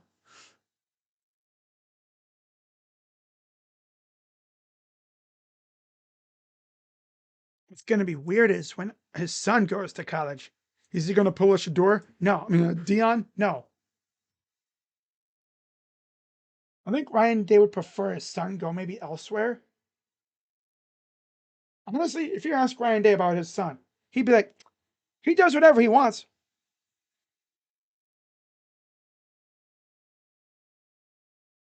So I'm focusing on the Buckeyes. He can do whatever the heck he wants. He can go wherever. He'll make a good choice. what's best for him. All right, so punt unit's out. 16 seconds to go. Imagine we block it. We haven't seen a blocked punt in a while for the Buckeyes since last year against Indiana. And okay, what the hell was that? That wasn't a blocked punt, but that was the worst punt I've ever seen. I don't know what the heck this punter was doing. Let me see this again. So he punts it. It was a complete shank right into the clutches of Caden Curry. Caden could have caught that, and he would have had the easiest walk-in scoop and score thing of his life. It was off the side of his foot. So I guess there was a blocked punt. Hey, look at that. We got a blocked punt. Granted, it wasn't blocked. It was a shank. Possibly the worst punt I've ever seen. Buckeyes all of a sudden have a chance to score again. Back to pass. Throws. Threw it behind Innis. Innis was looking this way. The ball went that way. Obviously, no Jeremiah. He's hurt. He was questionable heading into this game. And I'm sure we're probably not going to see him in the fourth quarter, in the second half. And here comes Jaden Fielding. So they're like, you know what? We'll take a shot at the end zone one time. So alas, they're going to end up with points, looks like. Ennis. Okay.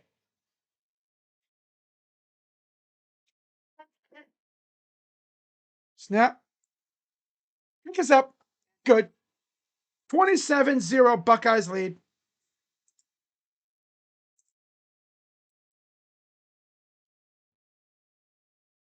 All right.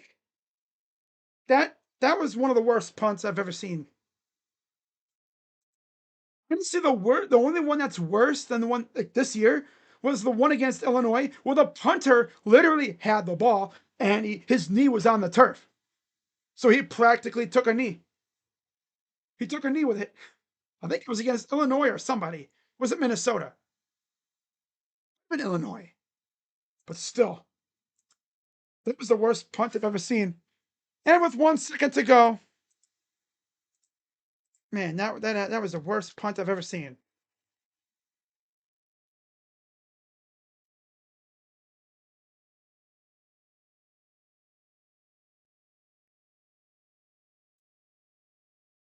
I've seen some bad ones. UCLA throwing this game away, literally. But UCLA is not even that good. Obviously, they're 3-6.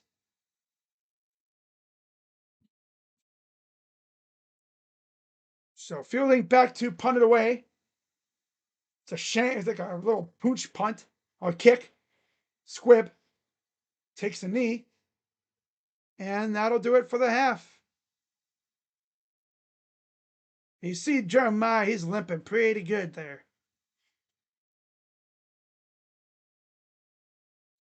Yeah, at this point, don't even bother.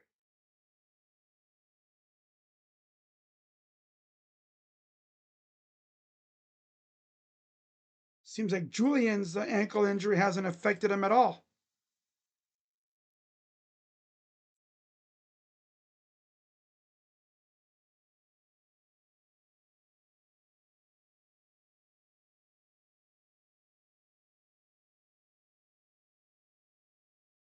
All right, so we go to the half, up 27-0.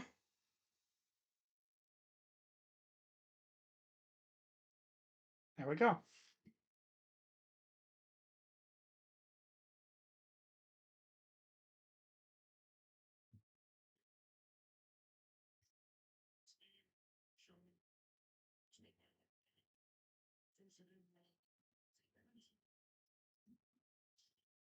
So there goes the UCLA players and the Ohio State players up the tunnels.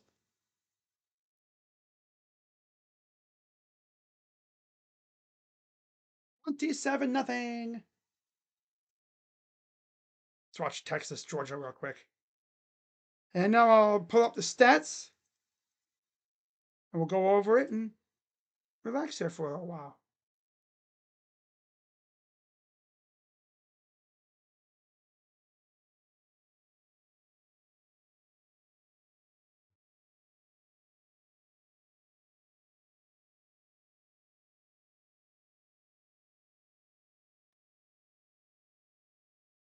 So Luke Duncan, 7 of 10 for 21 yards. On the ground, they have 37 yards on the ground total, 10 carries. Anthony Woods has 3 for 17. Berger has 3 for 15. Thomas, 3 for 3. Frias has 1 for 2. Through the air, Mikey Matthews has 3 receptions, 10 yards. Peterson has 1 for 7. Jack Peterson. Titus Mokayo. Adamayala. Atimalala. 1 catch, 4 yards. Javian Thomas, 2 catches, 0 yards. And then on the other side, Julian Sayin, 18 of 21, 147 yards and a touchdown. Bo Jackson, 8 carries, 75 yards and a touchdown. James Peoples has a touchdown as well, 2 for 21. Isaiah West, 3 for 43 as well. Oh, they added Will Carroll too, I guess. So 11 carries for 29 yards. Oh, 1 carry minus 8 yards. They're adding stats as I'm going through this. That's funny. That's tough. Bo Jackson, 8 carries, 75 yards, touchdown. Peoples, 2 for 21 and a touchdown. West, 3 for 43 yards. Ennis has 1 for 5 yards, and Sayin has 1 for 3 yards. Through the air, of course, Jeremiah Smith, 4 receptions, 40 yards. Bryson Rogers, 2 for 27 and a touchdown. Max Clare, 3 for 22. Brandon Ennis, 4 for 18. Quincy Porter, 1 for 14. Isaiah West, 2 for 12. Mylan Graham has a catch for 9 yards. And James Peoples has 1 for 5 yards.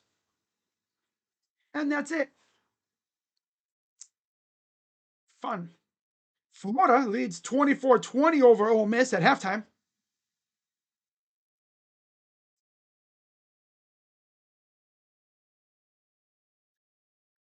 Let's watch Texas and Georgia. And why is it not? There we go. That was weird. Texas up 14-3 late in the first half. Georgia up over Texas. Yep.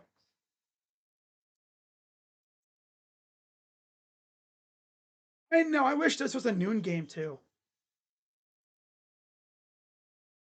I mean, I'm not mad.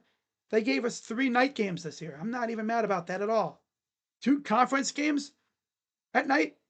I'll take it. Because recruiting this time of year is big, with signing day just going on almost 2 weeks away. So you want to make sure you get some of these kids in town, let them see the stadium at night, let the atmosphere. Wish the game was a lot better, like more marquee value, but it is what it is, right? Can't complain. Besides, facing a bad team like this allows us to, show off a lot of our other young players. Because a lot of these kids, they want to play. They ain't going to go somewhere where they're not going to play. Unless you're Ohio State. Because I'll go somewhere like Ohio State if I can get developed.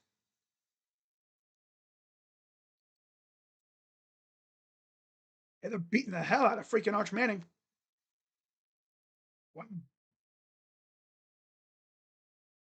Texas has how many losses?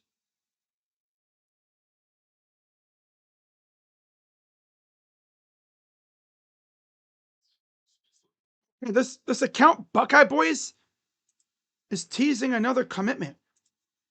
Did it just happen?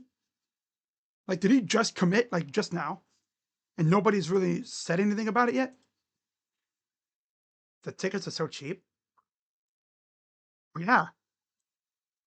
Of course they're going to be cheap. It's probably CJ Bronoff, if I had to guess. Nobody's saying anything right now, but I'm pretty certain it's probably CJ Bronoff who's committing, who probably smartly committed. He's probably walked in the locker room or probably said, like, hey, I'm a Buckeye. I want to be a Buckeye. Didn't clarify what class, though. Guess we'll have to wait and see.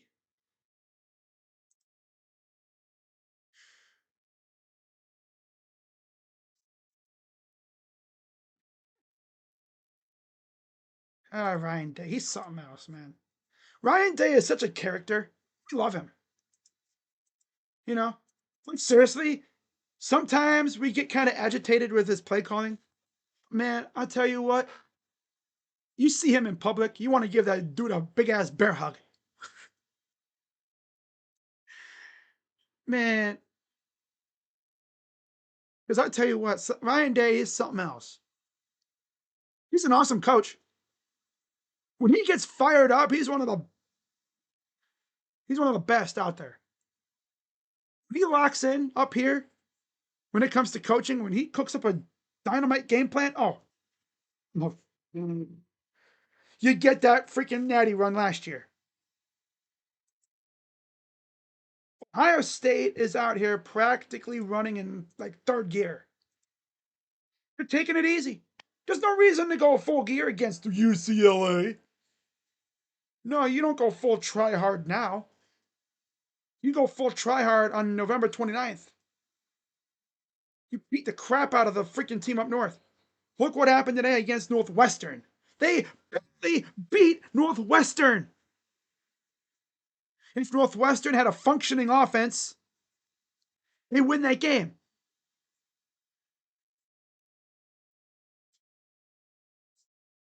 As long as we are serious when it comes to our game plan, we should be able to beat the team up north this year. Just beat them, whip their ass in their place. I would love nothing more than to do just that. We got to take care of these guys. UCLA, we got to beat Rutgers, and then it's on to the team up north in their place. Ooh, Braden Vines Bright carted off with an injury. Ooh, damn.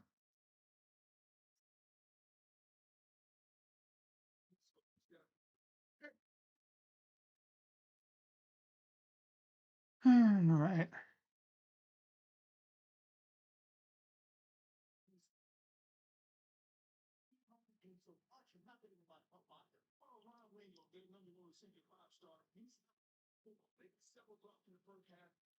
Wow, hang on. Now that I'm thinking about it, I think that account on Twitter was talking about Eli Johnson. He just say another one.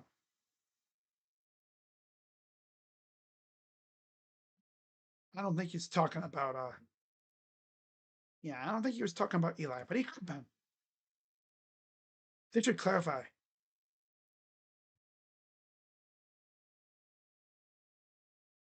Ole Miss losing to Florida. 24-20. That game just returned to action.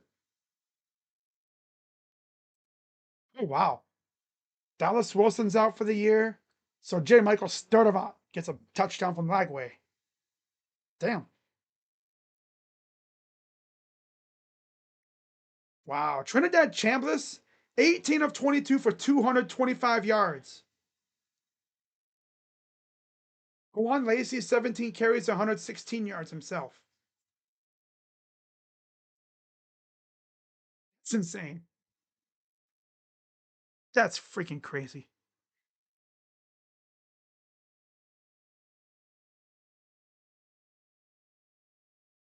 Mm.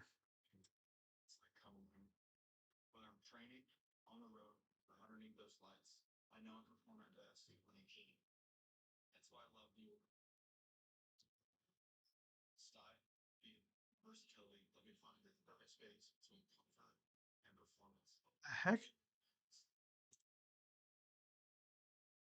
Town car. 9 burglars riding in one small car. I know you can pack 5 comfortably, I think, in the front 2 areas. The driver, the passenger, and then 3 in the back seat. And then you have another, what, 4 in the trunk? The hell?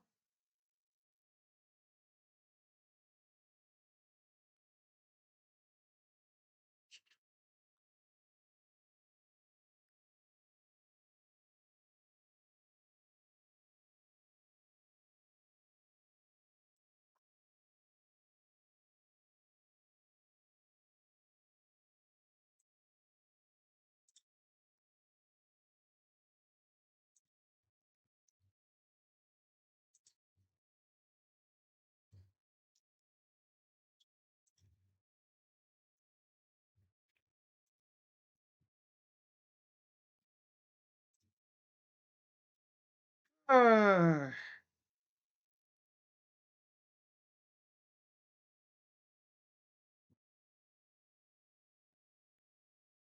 yeah, I feel like we're going to see a lot more of the youngsters in the second half.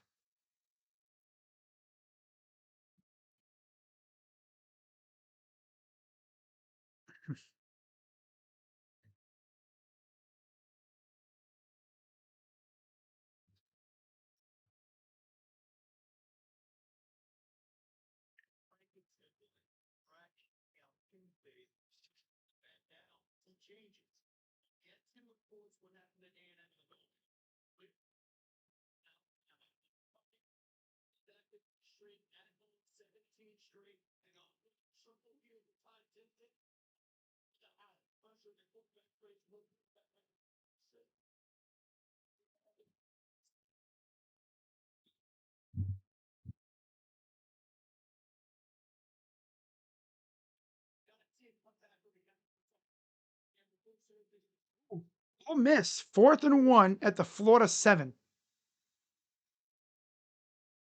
Ooh. Decisions, decisions, decisions, decisions. Oh,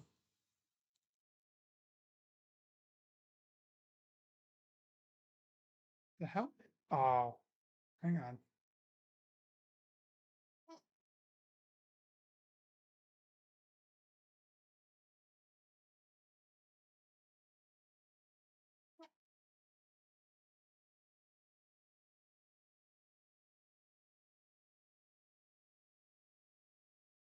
Oh,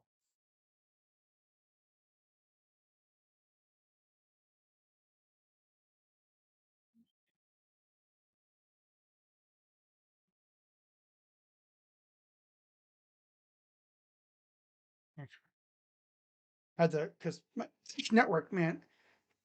I will warn anybody that gets Dish Network. I don't even know who even really has Dish these days.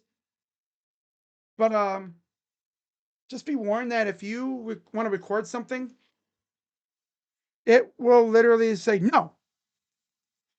It'll keep saying nope. You're not recording that, buddy.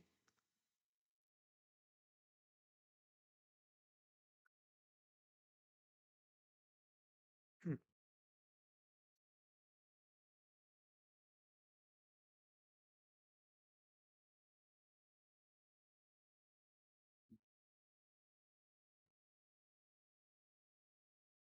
Oh well. Guess I'm not gonna watch the Florida game.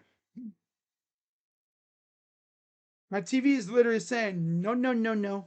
You're either gonna watch Georgia, Texas, or Ohio State, UCLA. You bum. Don't watch Lane Kiffin possibly lose to Florida. That's funny. By the way, let's take a look at next week's slate of games. Although, again, for a lot of the country, especially like in the SEC, face a bunch of nobodies for the most part. They have their, last week of cupcake games before they wrap up the season with rivalry week. Ooh.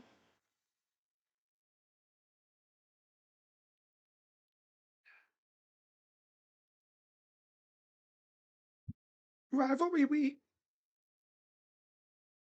Pac-12 signs TV deal with USA Sports through 2030-31 season. Nope. Georgia to open 2026 season against Tennessee State. Wow. Good for them. Beat the crap out of them, I guess.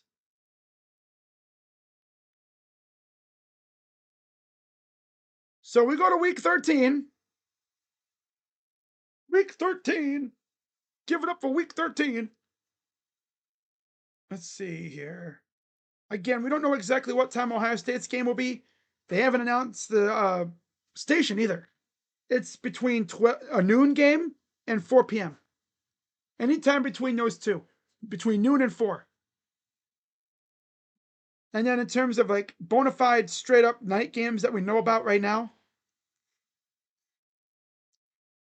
I mean, the slate really isn't all that impressive. But a lot of these games haven't been decided yet. I guess a lot of these went with the 6-day thing, where they wait until after today to officially make their choice based off of what happened tonight. Because next week, you get Miami, Florida, Virginia Tech, Illinois, Wisconsin, yeah. TCU, Houston, Nebraska, Penn State, okay. But I think the game that everyone's going to want to see, Oregon and USC next week. And the way things are going right now, Oregon won, and USC, I believe, how'd they do? Because I know they were struggling earlier against Iowa. Did they beat Iowa or no? Because if they didn't beat Iowa, they're playing for their lives. They're trying to keep their hopes alive, but their hopes are fading fast.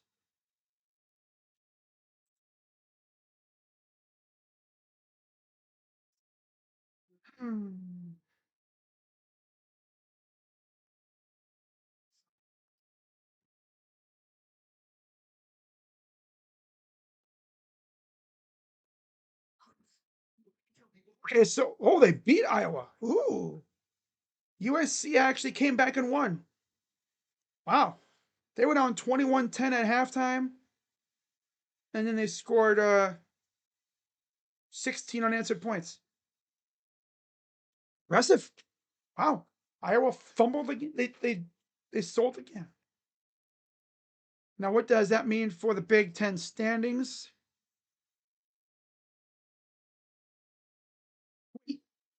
Ole Miss didn't score. It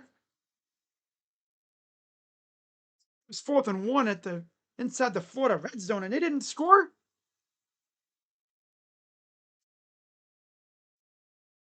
Lane Kiffin, you want to be a Florida Gator so bad, don't you?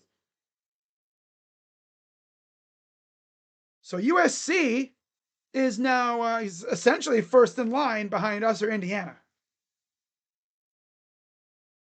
If we can hold on here, which we should. But yeah, USC right now would be first in line, tied with Oregon in the conference. Next week is going to be big because they face each other. Indiana's on a bye, and we got Rutgers. So yeah, winner of USC Oregon next week. That's going to be on NBC, I bet you. It's going to be a night game. It's in Oregon too, so that's going to be a night game. Yeah. That's going to be an NBC night game for sure, I bet you. I'm willing to bet a lot of money that's going to be like that. Not really. I'm not going to bet money on it, but still. 16 first downs to 2 Ohio State. My God. 147 rush yards, most in the first half since Marshall last year. 9/21 of 2024. Yeah, that was last year. Damn. Why did I think that was this year? That's crazy. But yeah, in Oregon, team up north, those 3 teams are first in line. And the team up north, they have Maryland next week. Ooh, Maryland. Ooh. Yeah, weak ass Maryland. Maryland.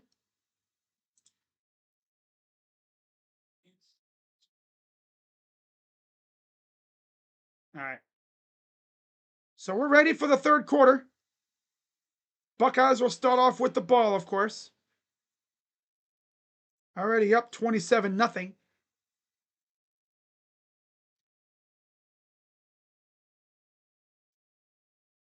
And this will go in the end zone for a touchback.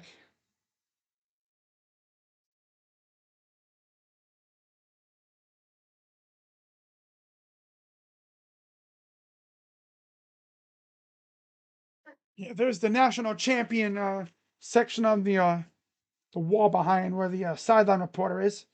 They're trying to add another one to that list there. And they very well could. So 1st and 10 for the Buckeyes. There's Jeremiah still on the side. No helmet. Probably not going to play. I'm sure if this was the playoffs, he would be out there. Back to pass. Loads it up. He's got a man, I think. It's dropped by Graham. He had him. It was close, though. Obviously, if that's Tate or Jeremiah, that's a catch. He had, but the defender just broke it up. Yeah, he would have had it. It was on the bottom. He had it with by like the bottom part of his palms. The defender did a good thing breaking that up. 2nd and 10. Bo Jackson in the backfield.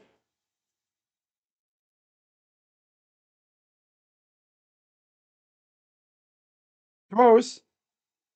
Overthrows Graham. 3rd down. There's Cornell.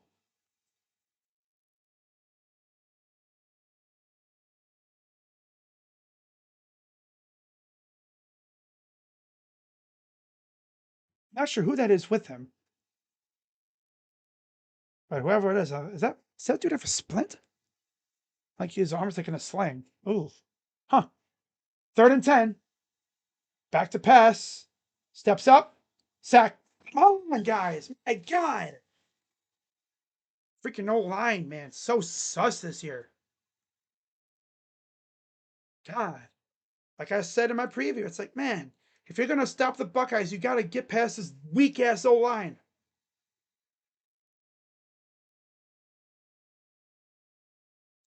Man, this O line is so lackluster this year. No, we got flags. Yay. Full start.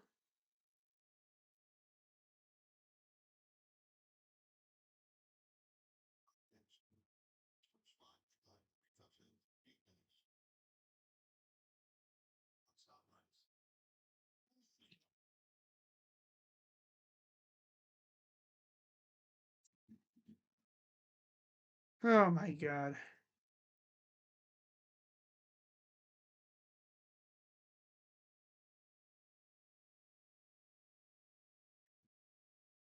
Ah,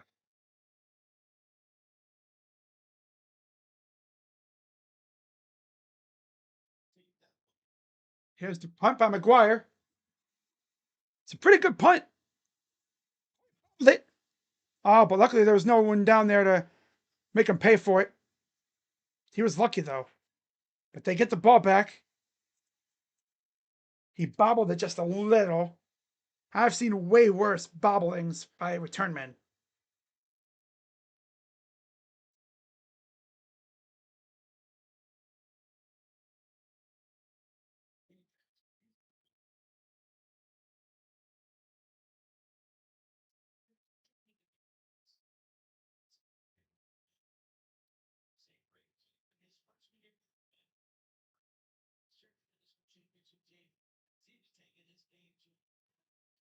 So Caleb Downs. Is he on the sideline? Oh, there he is. Okay. And he swallowed up instantly by Caden McDonald. Wow.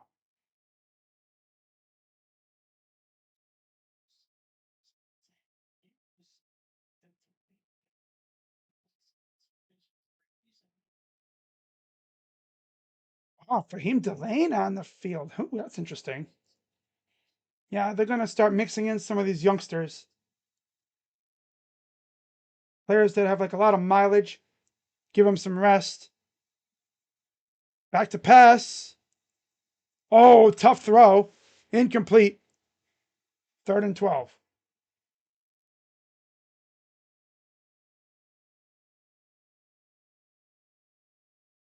If anyone is watching the game along with me and you're wondering who's that dude in the green jacket next to Matt Patricia, that is, I believe, Tony Walt. Tony Walton. That's OG Walt's son.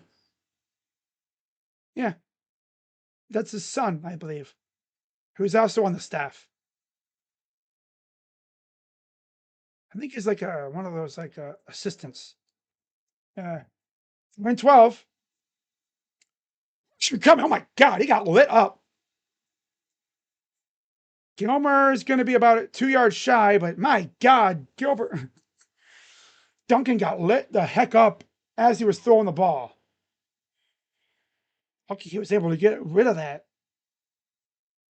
Jeez, Pettijohn just blew him up. Got it out just in the nick of time. Oh yeah, that was a wicked hit. And they're going to go for it on 4th and 1. Nope, not even close. They didn't even get to the line of scrimmage. They lost goods on that. Yeah, no.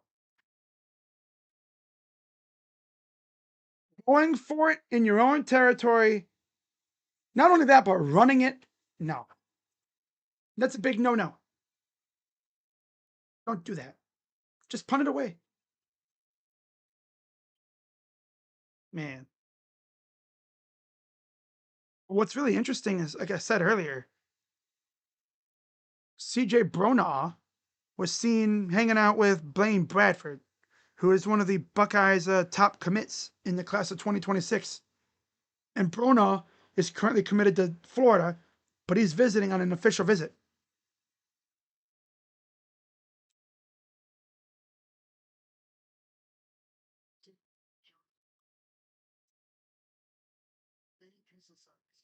Oh man, we're seeing that everywhere now.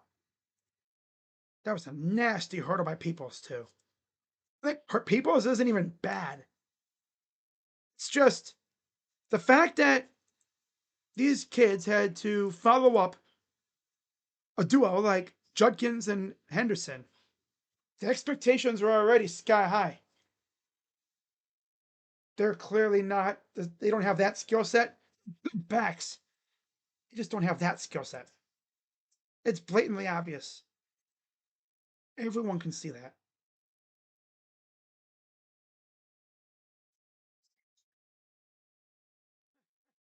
Come on, OSU, just score one more touchdown so everyone can go to bed early. Yeah, I want us to cover the spread and then I'm good. Yeah, which we probably could do on our own. I said before, we were 32.5 point favorites. And we already had 27. The over under was 46. We could get the over and everything on our own. I'm gonna guess that these guys take their foot off the gas. They're not gonna, take too many shots down the field. Although I still would. But see what Brian Hartline and Ryan Day decide to do.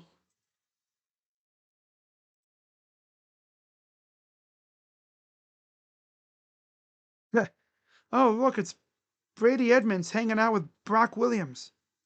Gee, like he said he would. They look almost like twins. Wow. They legit look like twins. Ayo, twin. What up, twin? I remember Jimmy Neutron. Of course. Legendary kid show when I was a youngster. When I was a youngin', your age. 1st and 10 inside Bruin territory. And they try a run play, but it goes nowhere. It's basic.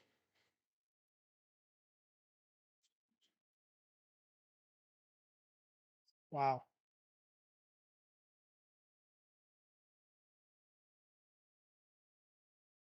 It was the pass to Jeremiah. I wonder if that's where he hurt himself.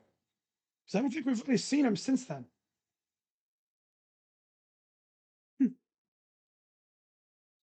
25 touchdowns, 4 interceptions this year.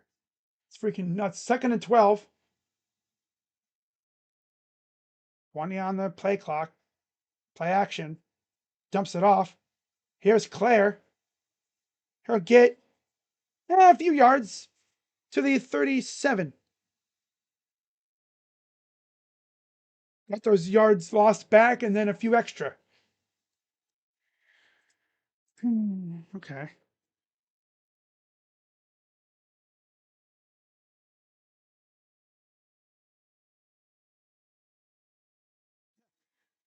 Things get contentious as with Alabama staff as Oklahoma players try to take a picture on the logo.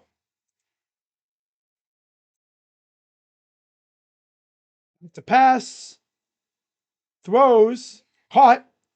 He'll be about 3 or 4 yards shy. Come on, Julian Gabriel, stop throwing dump off passes. Take some shots. I know you don't have Jeremiah or Carnell, so I don't expect too many more of those shots. And they are at 4, and they're going for it again.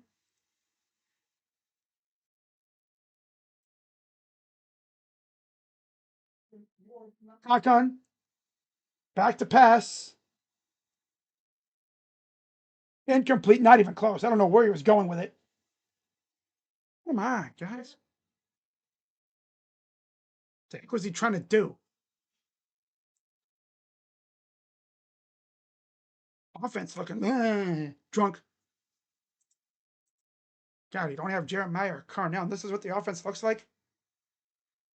He's blocked by Bo Jackson, though. I don't know what he saw. I would say he's had quite a few of those errant throws that just go, if they come off the hand wrong, and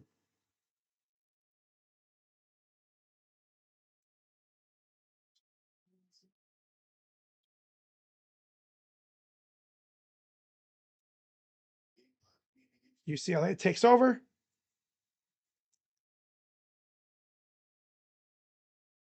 Oh, watch out.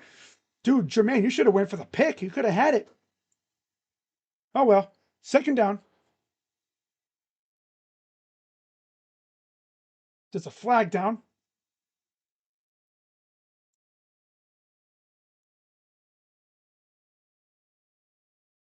Holding on us.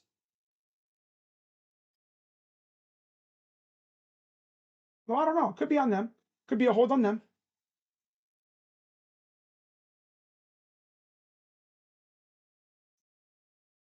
Oh,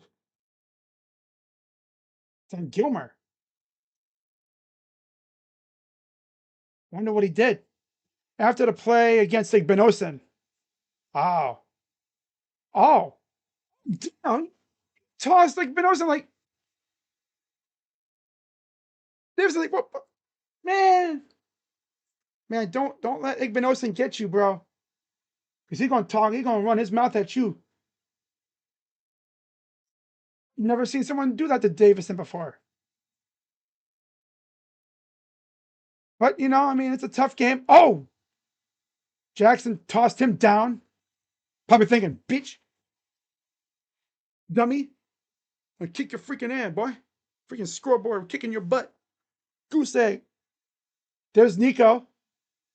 Probably thinking, because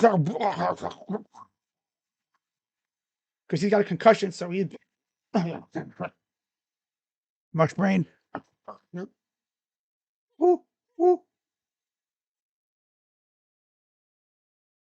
No, he's thinking, man, I'd be getting my ass kicked if I was out there. Him running around like he does? Bruh. Yeah. 5 on the play clock. 2. Oh, they're going to get the snap off.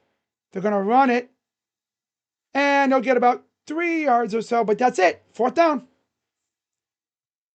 There's Alvell Reese.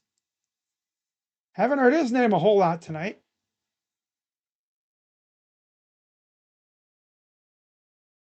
Still can't believe that. This dude throwing him freaking Davison around like, bro. You mad, bro? The one thing you don't want to do is you don't want to do that with a trash talker because what'll happen is if he makes a big play, like breaks the pass up or something, he's gonna turn around and run his mouth at you. But Davison's like, bro, you just gonna let him toss me around like that? Man.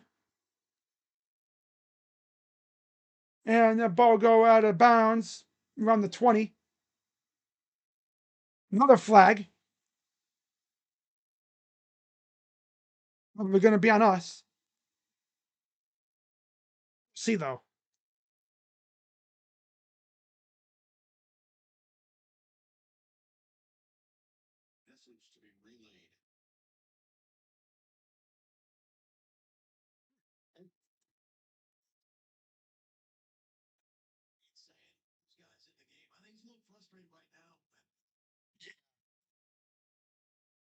Those guys don't deserve to come out of the game.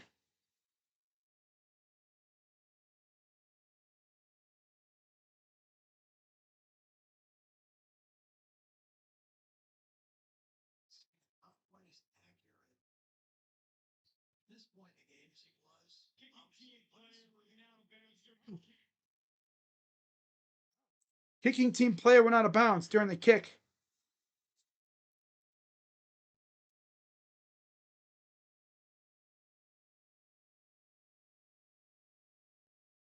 Hey, well, that's tough.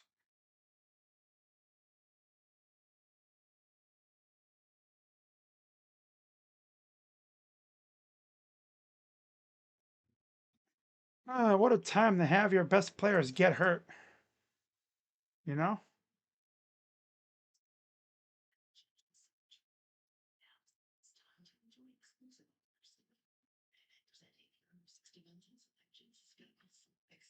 You know the saying, right? Good things come to those who wait. Well, that goes for Bryson Rogers tonight. And a lot of these other guys that have stuck around for a while. They could have dipped. I know Bryson tried to, but in the end, he's like, you know what? I'm gonna go back and be with the guys. Good choice.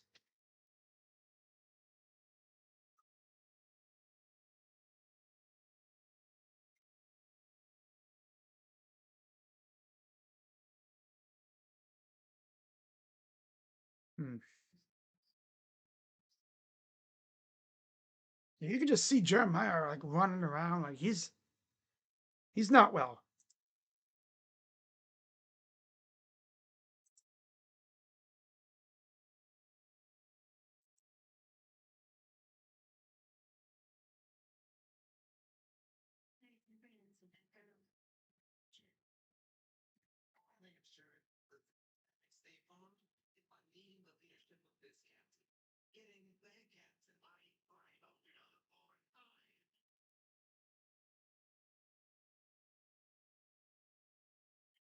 Oh, lucky for us, it's freaking UCLA. So, yeah,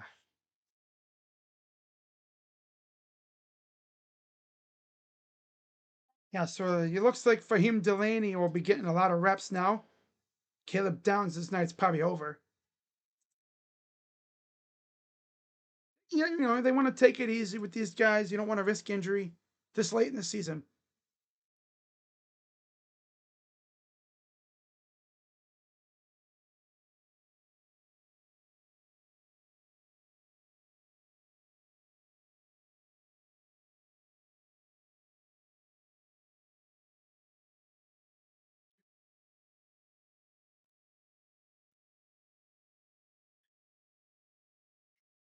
Sup HP says, let's go. Yeah, Buckeyes are firmly in control. Oh, donuts. Is that Buckeye Donuts? Oh my. Man, there was this donut place by where I used to live. Oh, they had so amazing donuts. I'm not even talking about Dunkin' either. They were made in shop. Oh my God, they were amazing. All right, so Saiyan back out for another drive. Play action, throws, incomplete. Trying to go to Graham again. So now this dude's just gonna force it to Graham every time, huh? Hey, Julian, there's more players on the field than just Mylan Graham, you know. My guy Brandon Innes eat a little bit. How about Bryson? Well, Max Clare. Or Christian, I guess, in this case. See, there's Caleb on the sideline next to Jeremiah. Shotgun for Saiyan.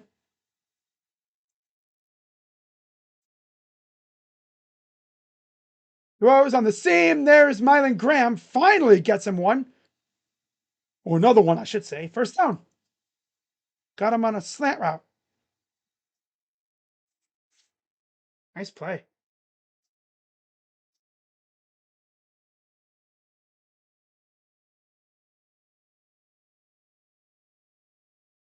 Jackson in the backfield. 24-20 Florida. Third quarter 8 here. Yeah. 8:08 to go. Play action.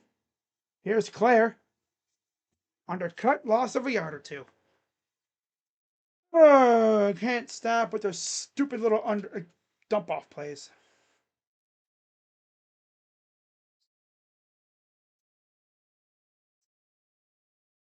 Oh well. How about you have Claire go up the field instead of W stream? Big dub. Big dub. Second and 11. Major W. Oh, it's a W.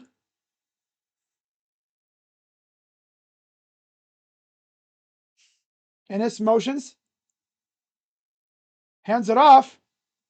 And Jackson gets about 8. Around 8 yards. So it'll be a third down and very manageable. Arizona beat Cincinnati 30-24. That's tough.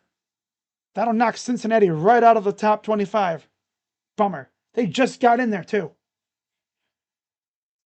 How old am I? What? Man, I'm old as hell. That's all I'm gonna say.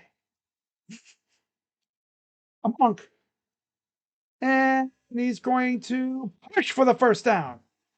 I'm just gonna say I'd be old enough to be your daddy. I'm joking. Nah. I don't really like to get too personal on this thing because I know people are weird and there's some weird ass people out there that be using information against you. The age isn't really that, so yeah. I mean, let's just say I'm old enough to well, I've seen all three the 3 latest Buckeye national championships. You're 26. Well, I'm 3 years older than you. There you go. Logic. Shit, people tell me they think I'm younger than I look. That's a compliment, man. Hoopsters. I was born when the Browns weren't even around. Second and 8, back to pass. Saiyan throws to absolutely nobody. Don't start with this crap again, Julian. Don't start with this throwing to nobody again. This is what happens when he doesn't have Jeremiah or Carnell to throw to. So it's throwing to nobody. He'll see them on the sideline and throw the ball to him by force of habit.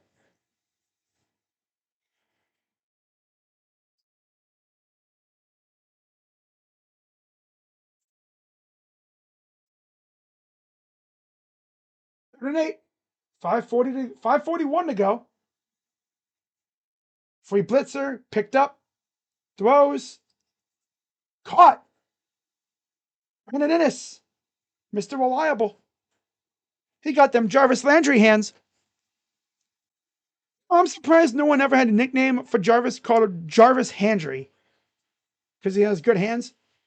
You're in good hands. That's cringe as hell. I know. This little dramatic, flip too. There you go, Bi. Want him to get in the end zone one time too. First and 10. Hands it off, and he'll get about a yard. Oh, man. Okay. All right.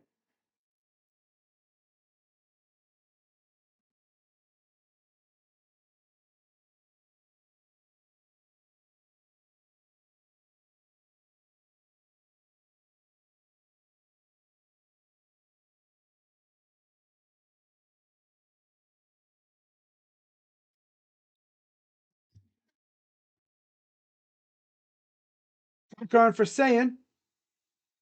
Hands it off, and he'll get about 7. Bo Jackson.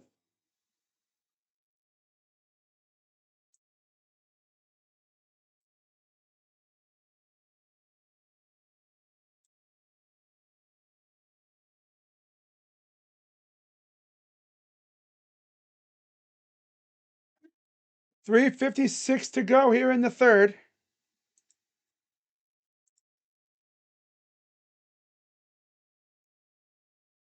Shotgun inside at the 20. Hands it off. Backs the other way. Jackson in the space. Inside the 5 to about the 3. He almost went the other way and then still scored.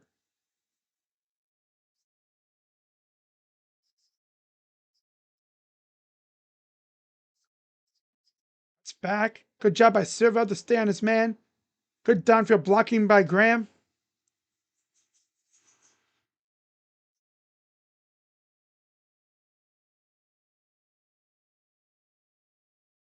All right, West is in the game. He'll do it over, almost get in the end zone. And the ball crosses. They're going to rule him down at the 1. He almost got it with the second effort. It was close, though. Yeah, he needed to lower his center of gravity.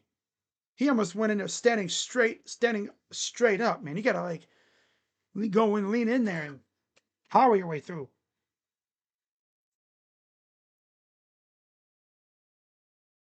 And there it is. Too easy for West. Touchdown, Buckeyes.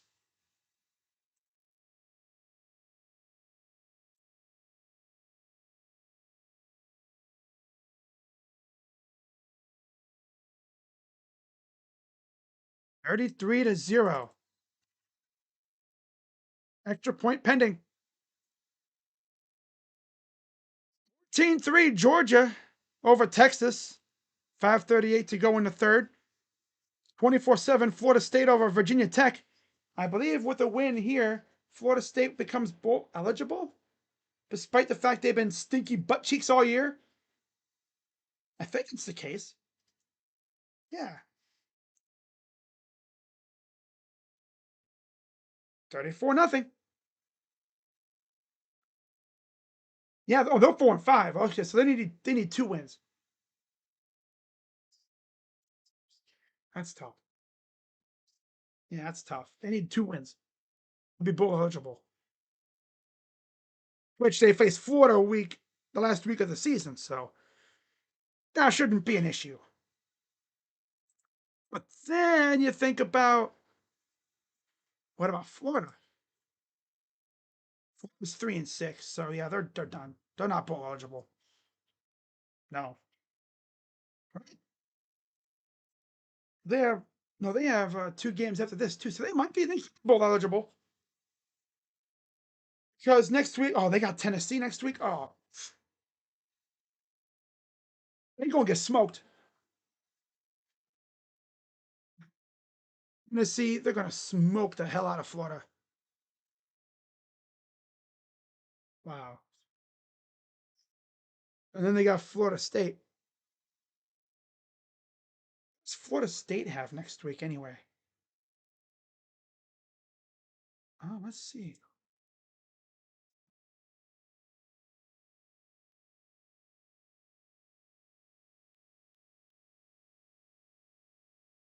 Yeah, Florida State.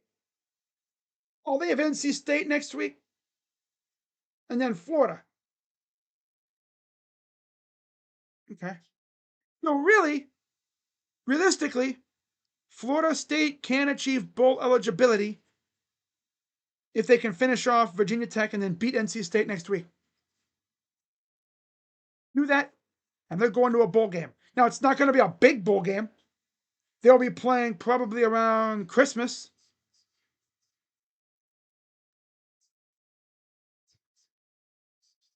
If Beck had those two, he would still be overrated. Damn. Yeah, he would still be throwing interceptions.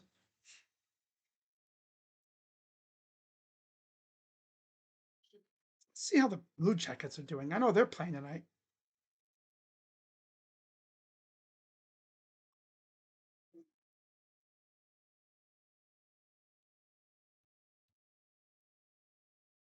Florida 27-20, or no, down 27-24 in the fourth.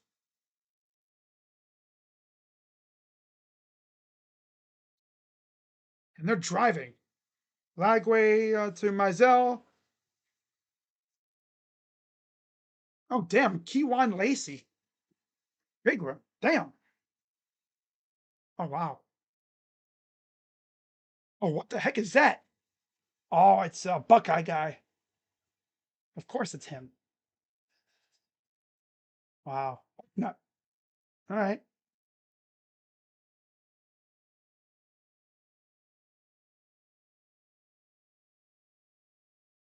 Yeah. Okay.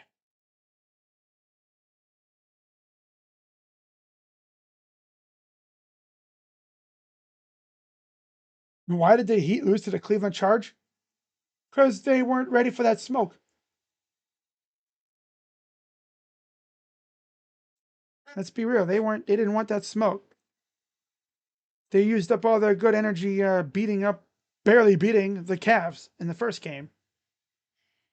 And essentially, the Charge guys, the backups, they just wanted it more.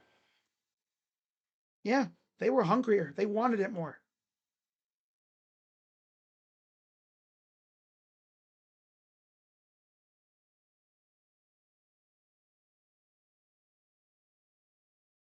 A World War II veteran meets his first great great granddaughter for the first time. Oh, I see. Wow. Man, World War II veterans are some of the most badass people. They have some crazy stories to tell you, too. You know, but they literally went, they were called to duty during a time where evil was afoot, as they say. Supreme evil.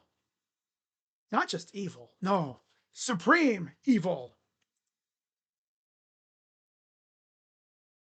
Like you either went to Europe to fight Mustache Man, or you went to the Pacific to do a little island hopping to get that clap back, get your lick back on the dudes with the meatball flag. Oh man, that's definitely the most badass generation ever, right? Most badass generation ever.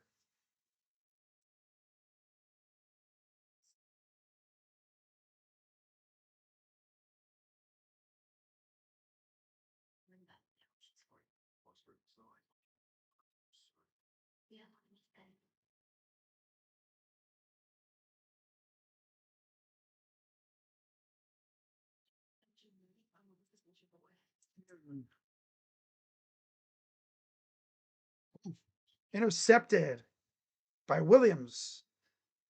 Flyaway pass intercepted. Damn. No Lagway.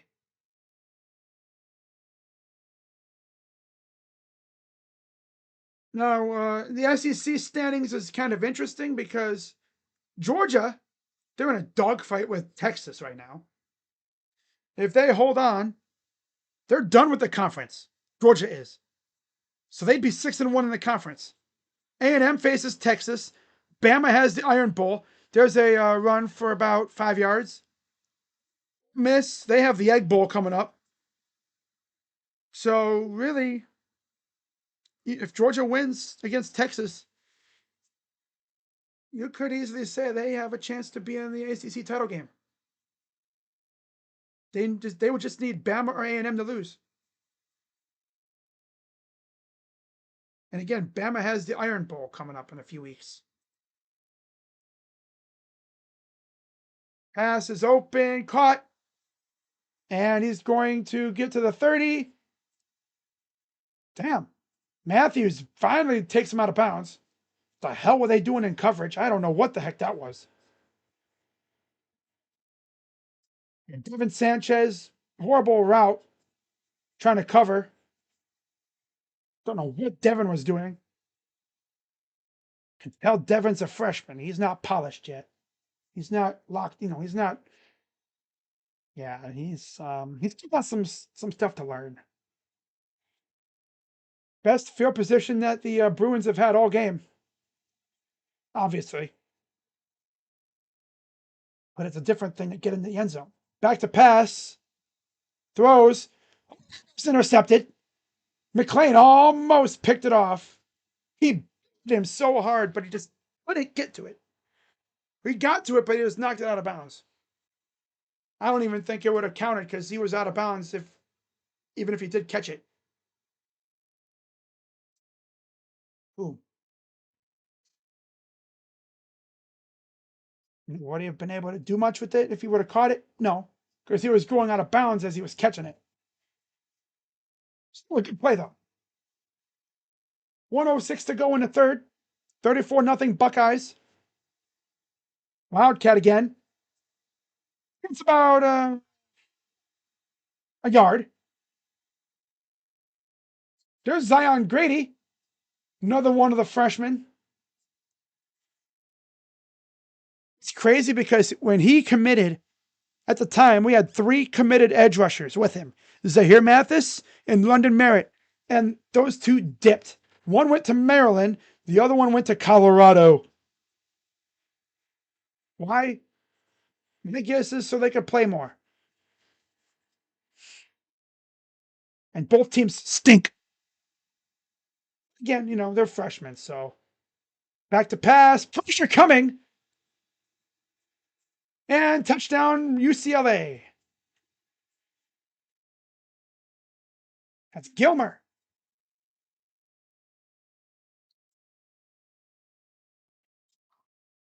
Oh, yeah, he cooked Devin Sanchez.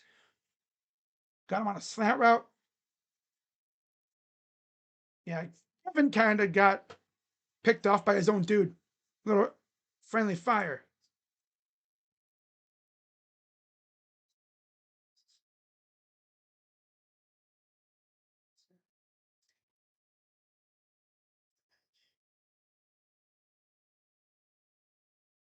Pick is up and good. 34-7.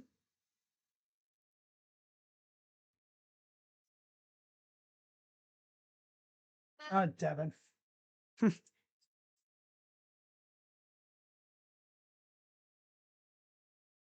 Ooh, what's this? Jacksonville State and Kennesaw?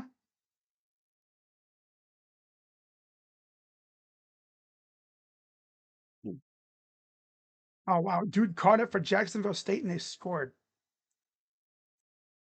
Wow. Right before the half earlier in the game.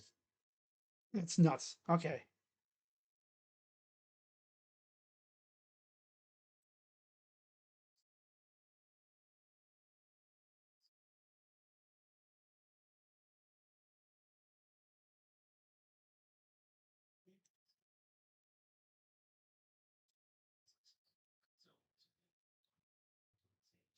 We can't have a shutout, of course.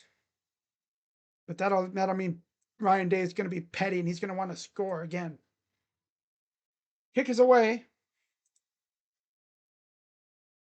And they're going to return it. Here's Styles. Oh, oh, he's going to take this all the way to the house. Lorenzo Styles, 20-10, touchdown, Buckeyes. A kick return touchdown for Lorenzo Styles. And at the moment, there are no flags on the field. Nope. Well, so much for Petty Ryan. So much for the offense. Kick return house. Wow, that's Lorenzo Styles, too. Okay, Lorenzo. Yeah, that's crazy. Last time we had a kick return touchdown. It feels like it's been even longer since we've had one of those. Wow, Lorenzo. Okay, Zoe.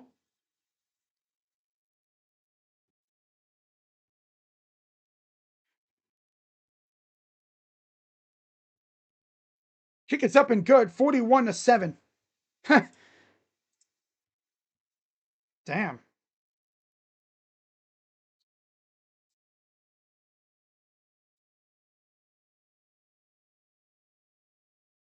Blocking. Look at that lane. Cuts up field. He got blockers. Thurman pancaked the dude on the kickoff. Delani Thurman behind everybody was like, he pancaked the dude. And it's like, oh. Oh, so much for that, right? But seriously, though, when was the last time Ohio State had a kick return touchdown? Return was last year. Kick return feels like it's been ages. 2005 or one? I couldn't. I'm not sure if I heard that right. I heard 2000 something. It was like 20 some years since their last kick return touchdown.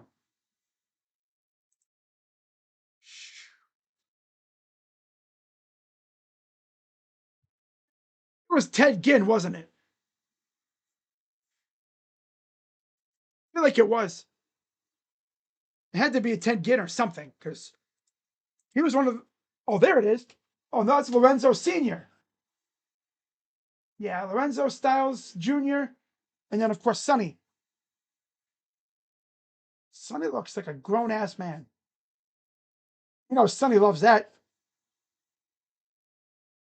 Lorenzo Styles, of course, transferred from Notre Dame. I think he started off as a receiver, and then they had him playing corner at Notre Dame. Came to Ohio State playing corner. He's fit in pretty nicely. He's had his moments. I mean, the fan base kind of gets on his case, but he's a good player. It's all right. It's all right. Hey, one thing, I mean, he's a decent player for what he's asked to do. So right back out goes the Bruins. Dump off pass.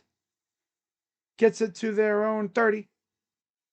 And that'll do it for the third quarter. To the fourth we go. It is 41-7 Buckeyes. Whoop-de-doo. All right, so with this game pretty much out of reach, let me see. Where am I going? Where'd it go? Here it is. Let's see what the other games are up to.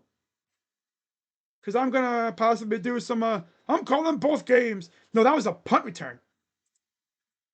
Downs had a punt return. This was a kick. 27-24, Ole Miss. They're at the Florida 6-yard line. Looking to score again. Same thing with Georgia. They're in the third quarter, too. 2:59 to go in the game. If Florida gets the ball back, I will call the rest of that game. Yeah. I'll call the rest of it. Like I'll have it on my computer.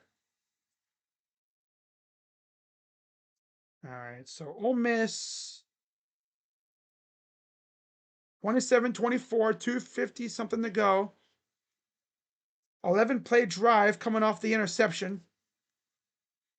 They're looking to essentially put the game away against Florida.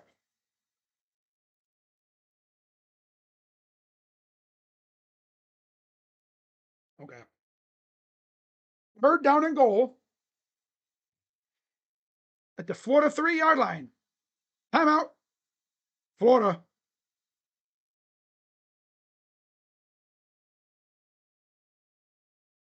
Wow. Oh, yeah. Shout out to everybody watching tonight.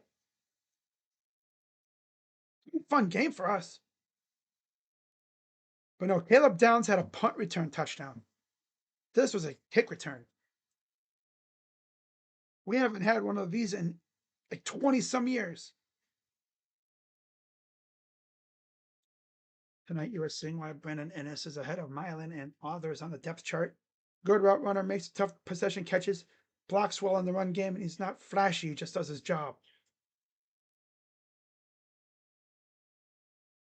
He's a damn good player. Eli Johnson on his visit earlier today. Or he's actually there right now. I think official visits go until tomorrow. So we may or may not see a commitment tonight as well, because we've already had one. We could see another one tonight or maybe tomorrow. Hard to say.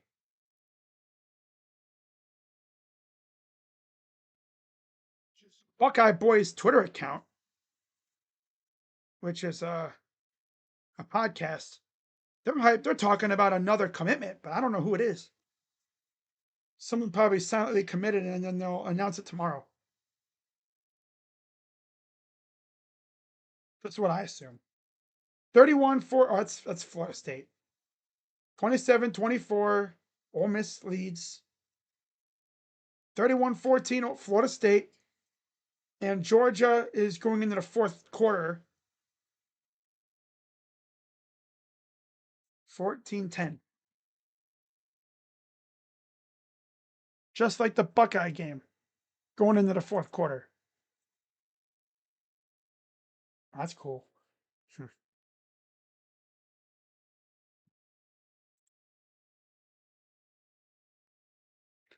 There's one other game coming up, and that should be starting any minute now.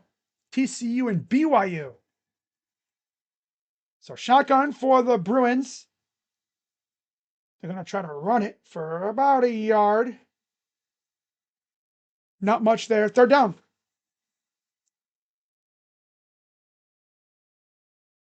There's Nico out with a concussion. Didn't even know he was out until last night. I saw the Pete Thamel tweet and I was like, wow, really? Damn. It's tough.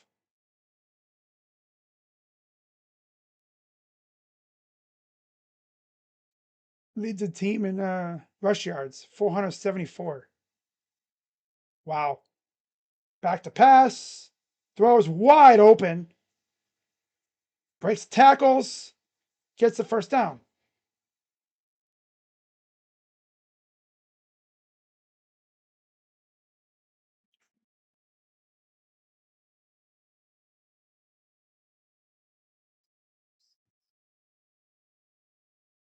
Nobody even in the same area code. Where the hell was the guy that was supposed to be covering him?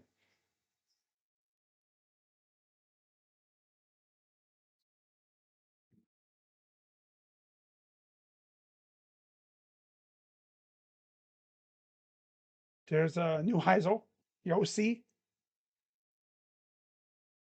Shotgun for Duncan. Back to pass. Oh, damn, that was close. Leroy Roker, I think, got a hand on that one. Leroy Roker. All we need is a defensive touchdown, and all three parts of the team would have scored, which is crazy. Day for special teams. They had that, I guess, not a blocked punt, but they kind of did. It was like a horrible punt, though. It wasn't blocked. And then, of course, you had the kick return touchdown. Dump off pass. Yeah, he's going to be about a few yards shy. Fahim Delane among the guys on the tackle. Fourth down, or third down. 13-17 to go. Florida has the No way did they fail to go for it again.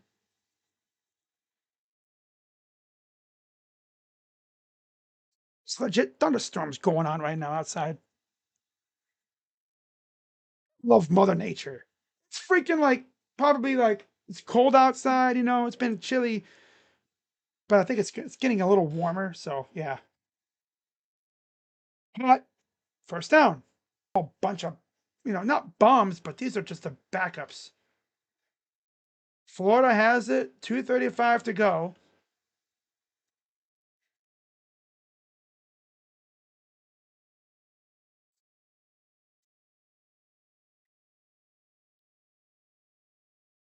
How did they get the ball back? Oh, they turned it over on downs. Ooh, the hell do you not go for the points there, Ole Miss? You bums!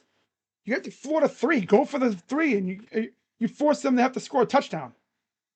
Throws caught. Yeah, they're playing super zone coverage. Just letting them get whatever and then whatever. Who cares? Wow. Florida has it with less than 2 minutes to go. Um, hmm.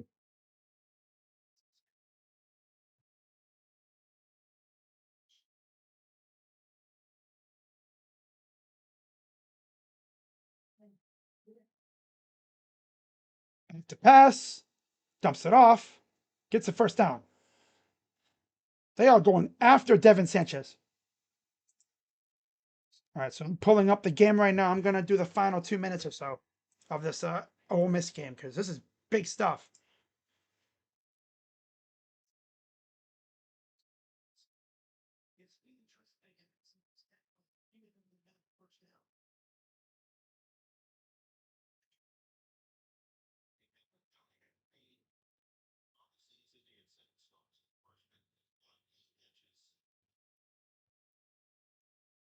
And he's gonna keep it. Nope, and he takes out his own guy. That's a that's an ankle breaker. Going into his own guy. It's tough. Yeesh. Just rolled up on his own dude.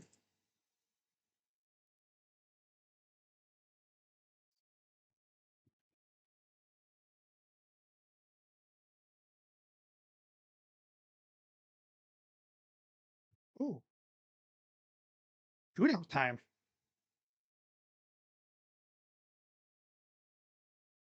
Damn, I didn't even know that. Hands it off.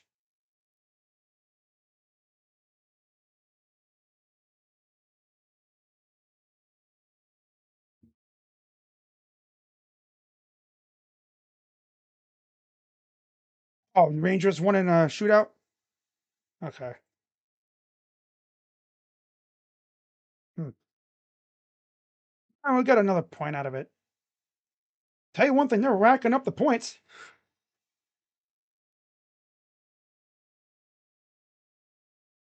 They're racking up points like crazy.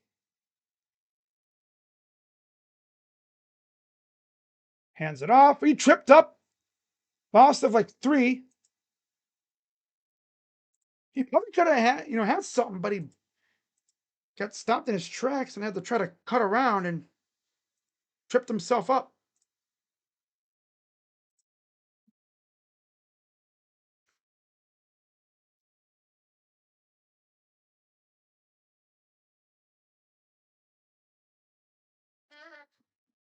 So 32-yard attempt. 9 minutes to go.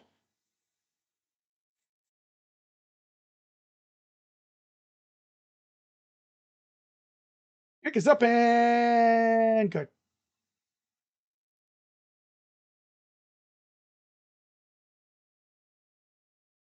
All right.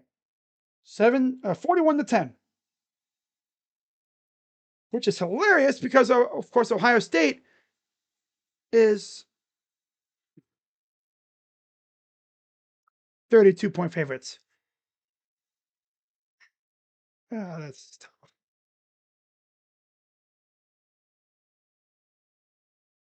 Yeah, they won three in a row. Believe it or not.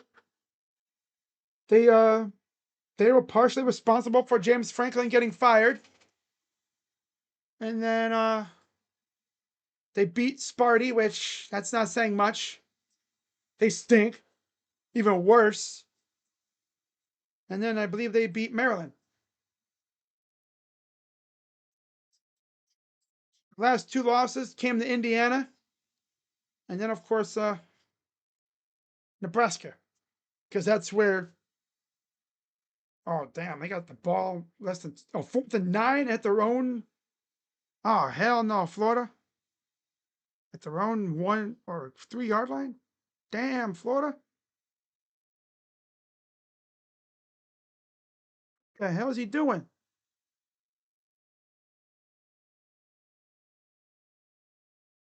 That's stupid, Lagway. What the hell was that?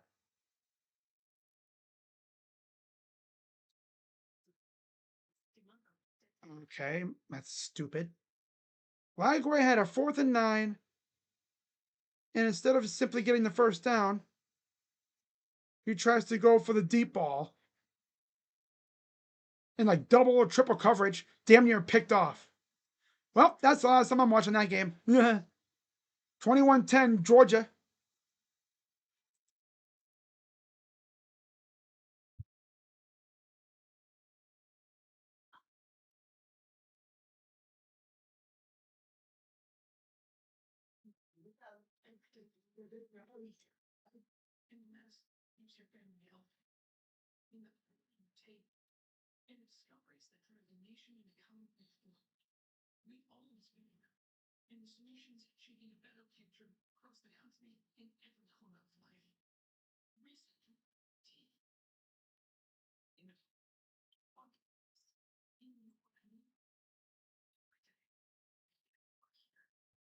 Uh,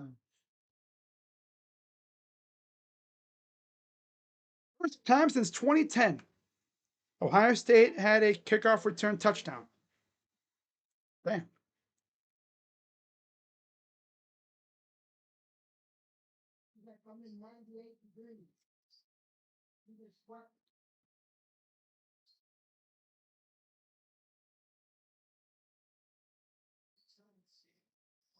All right, so Ohio State going to receive again here.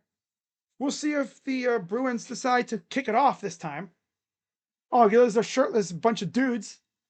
They're having a blast. And there's the pencil. Oh, we love the pencil. That trend has reached Ohio State. They're going to have, oh, it's only good for bad teams. It's only funny when bad teams do it. But when you're so bored, why not?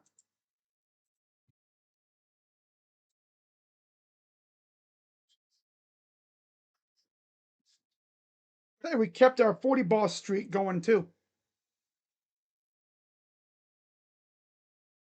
Score one more touchdown and I'm set. Because one, we cover. Two, oh, they got Lincoln Keenholz in the game now. Yeah, Lincoln Keenholz has come in now for the Buckeyes.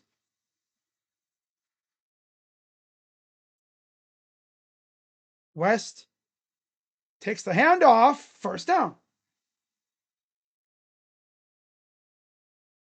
I'll have the recap video out a little while after this game's over with.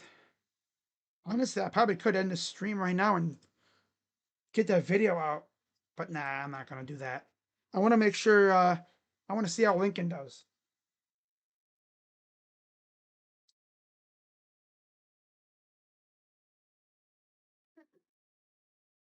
Shotgun for Keenholz.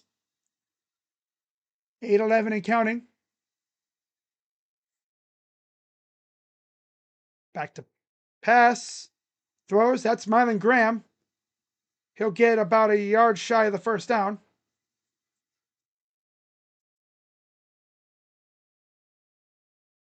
Hmm.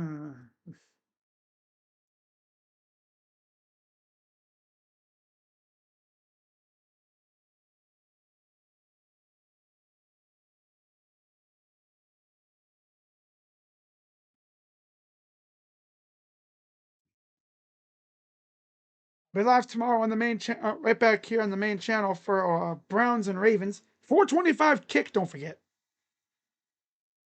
Under center. Play action. 18 holes. He's going to run. He trucks a dude. Gets about 3 yards. Going at Scooter Jackson. Ooh, damn.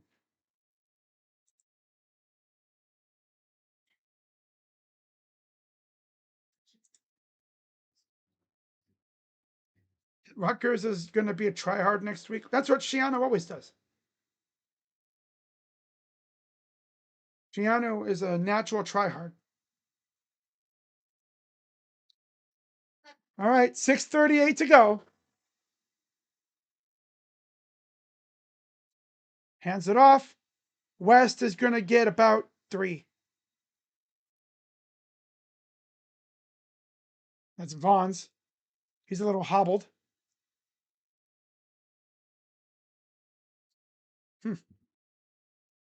Yeah, 34-24 Ole Miss. That game's a wrap.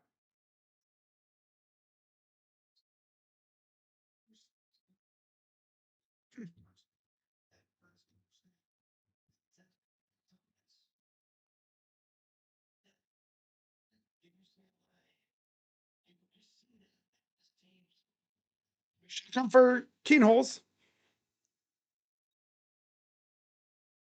And now we have whistles again. Probably a timeout.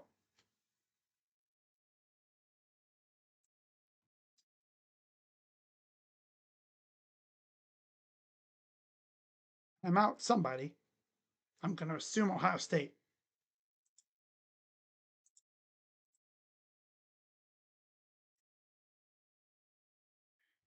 Utah beating the hell out of Baylor. 55-28 late in the game. Georgia up 11 on Texas.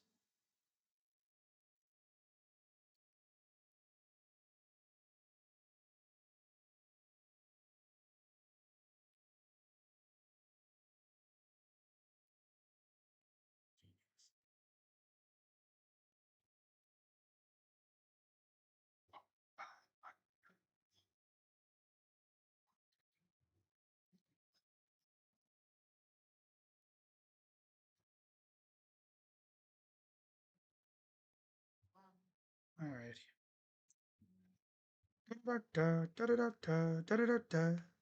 Oh, Georgia's threatening to score again. First and goal at the 7. Second and goal on the 6. They could put it away against Texas right there. Damn. Texas would fall to 7-3 on the year.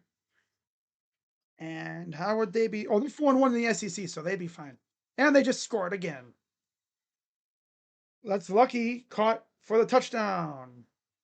Lawson Lucky. 27-10 Dogs. And again, with this being Georgia's last conference game, they could be on their way to a conference championship.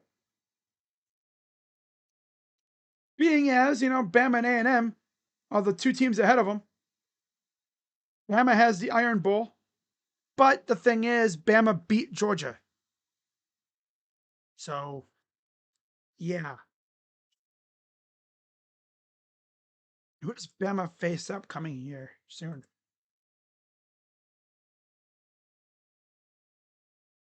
Well, they face Eastern Illinois next week. And then Auburn, of course, in the Iron Bowl. And like I said, Auburn sucks. So, yeah, no problem there.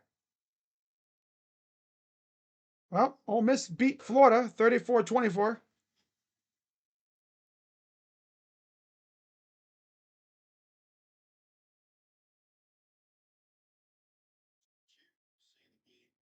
The big pencil. It's the big pencil. So 5:46 to go. It is 3rd and 5 inside Bruin territory.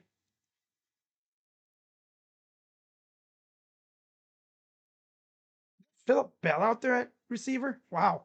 Back to pass. Throws. Caught. First down. That's Roberts.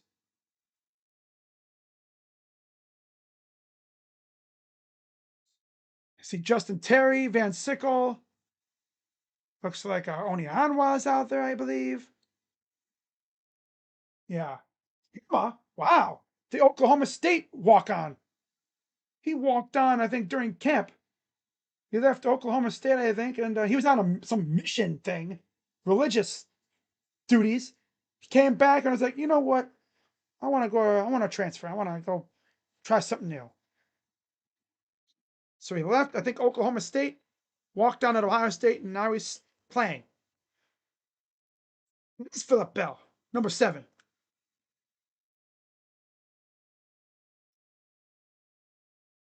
All right, so 4:45 to go.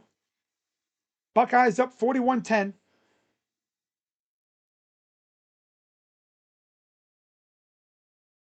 Yeah, Georgia's going to beat Texas. And yeah, nothing really crazy happened for the most part today out of these late games. Hands it off, goes about a yard or two. Yeah, Utah's about to beating the crap out of Baylor. That game's over with. Next week, again, we don't know what time the game will start. It's between noon and 4 p.m. We should probably know by tomorrow, I'm guessing. And then we'll see if any other commitments happen. We're expecting at least maybe one more commitment by the end of the weekend as the official visits wrap up tomorrow.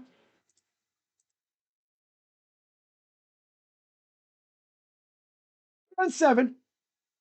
Back to pass. Good protection. Throws wide open. That's Roberts.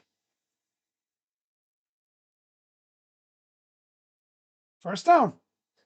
Draft continues. I'm actually surprised as many students are still there as there are. Wow. A lot of the students have went out to the bars, I'm guessing. Went out back home or to the bar, I'm guessing. 1st and 10.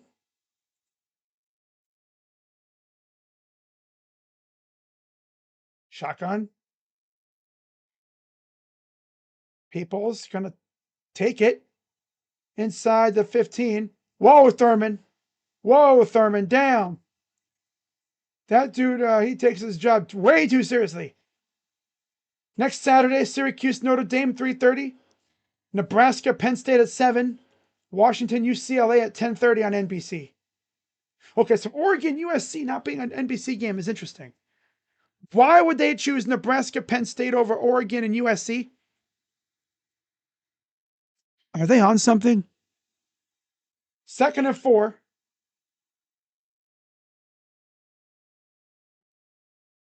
Hands it off. And he'll get the first down. 2:13 and counting. Now dude's talking to Oni Anwa. Man, what these freaking UCLA players like getting all up on our dude's faces? What do you even say, bro? You get your ass kicked. You're losing 41-10.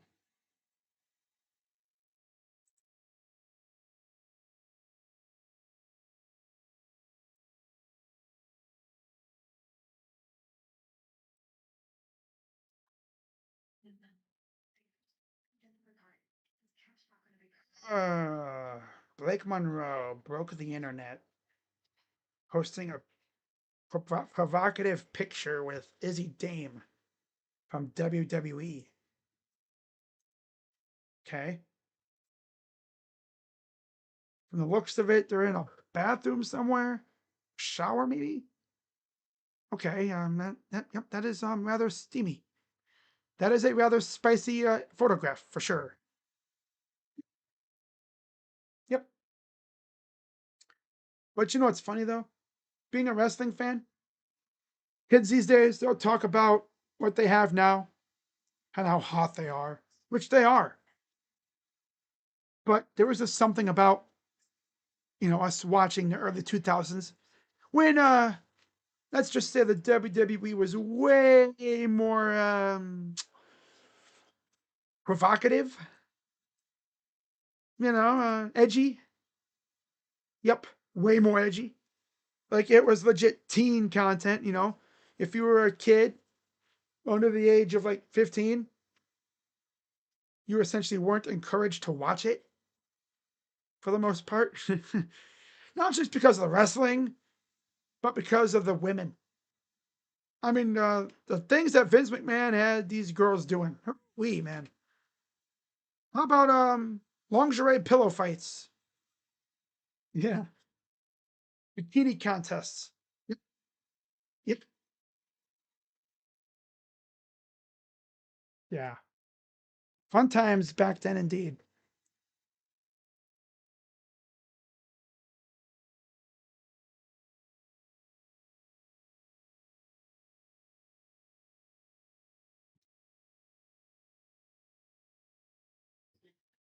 Oh man. Yeah, it looks like Georgia's gonna beat Texas. That's tough. So Texas is gonna have 3 losses and they're second in the conference. So that'll knock them down a little bit of a peg. They'll be tied with Oklahoma and Vanderbilt in the loss column in the conference. And that'll keep Georgia up there with the rest of them. Alabama and Ole Miss at the upper echelon of the SEC with Texas A&M, who narrowly beat South Carolina after they came back from down 30-3 at halftime. I've seen crazy comebacks, but wow. 2 minutes to go. Hands it off. And he's going to run into the end zone for touchdown.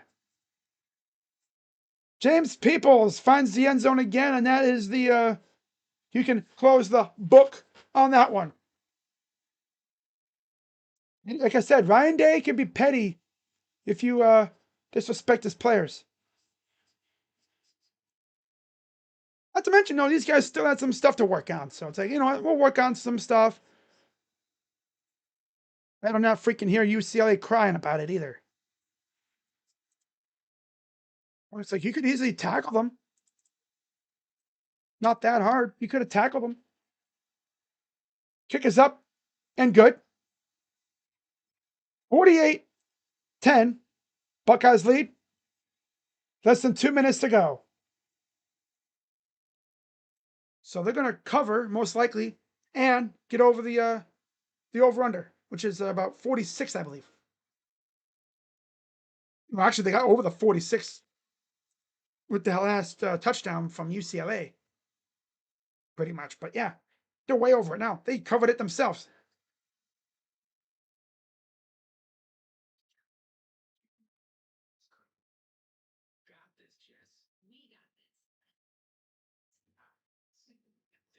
Oh wow! So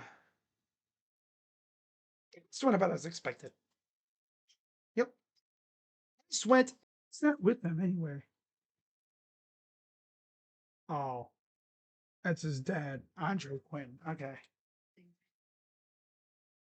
Ray Quinn, Andre Quinn. Okay.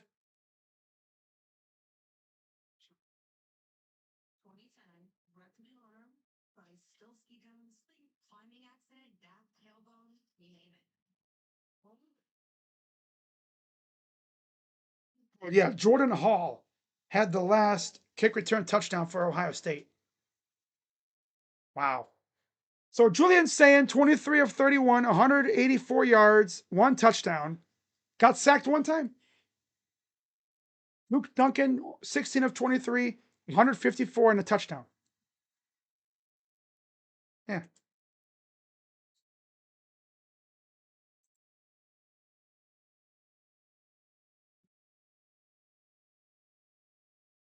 So, that's gonna pretty much wrap it up for this one, guys. We're just gonna do a kickoff, win a few plays, and then that'll be it.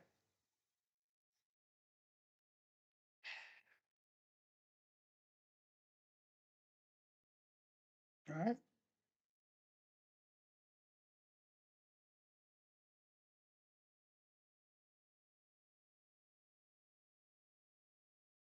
Unlike a thunderstorm in the middle of November. Mother Nature's weird. Funny because like last week it snowed. This week it's freaking raining. I wonder if this was the stuff that was in Columbus earlier. Well, like part of the system. Here's a handoff. Gets about 3 or 4 yards. Looks to be about 3.5.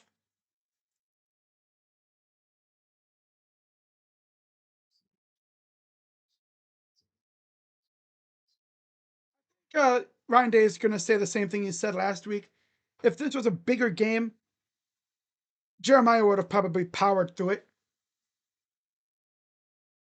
Because that's what these guys are. They're hardwired for that.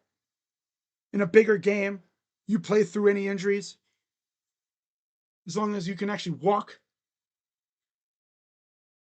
Just as long as you reactivate whatever you have.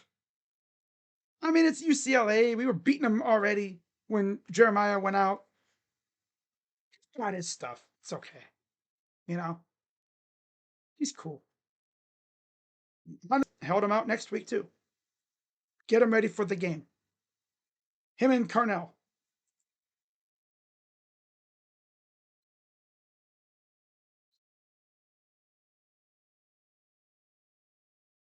Uh,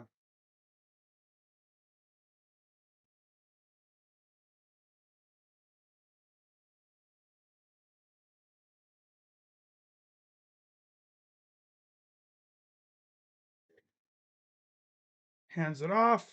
Runs around the edge. First down and more near the 50. He's at a 45. 17 seconds to go in the game.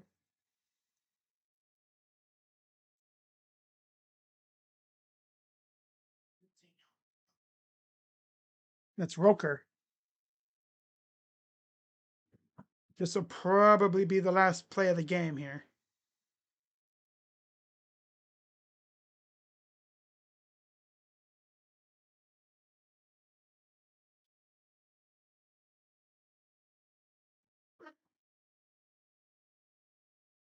Oh, yeah, they smothered him there. Only about a yard.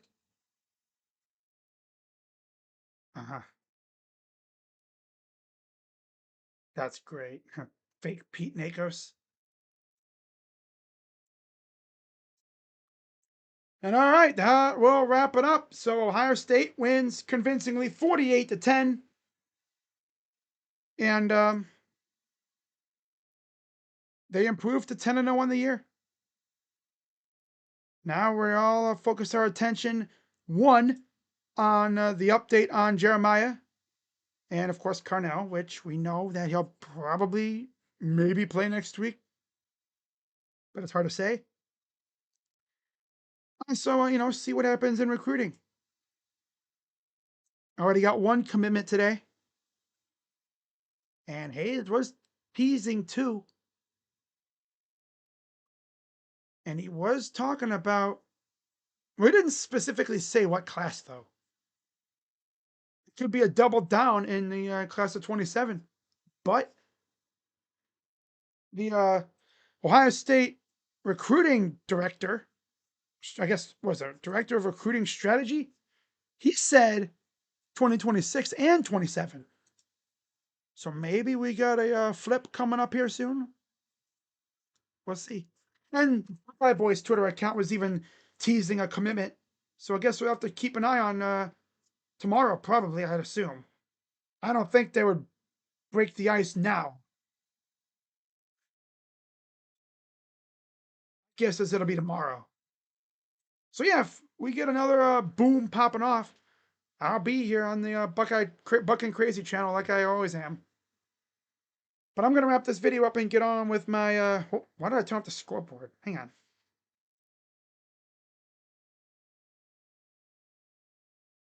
There we go. 48-10 Buckeyes win. And they're 10-0. So with that being said, I'll see you guys tomorrow afternoon, 4:25 kick. Browns and Ravens. Should be fun. See you guys then. I'm Crazy Dog. Let's go Buckeyes. OH. I'm out. Bye-bye. Yeah. Such a good, convincing one. Love it.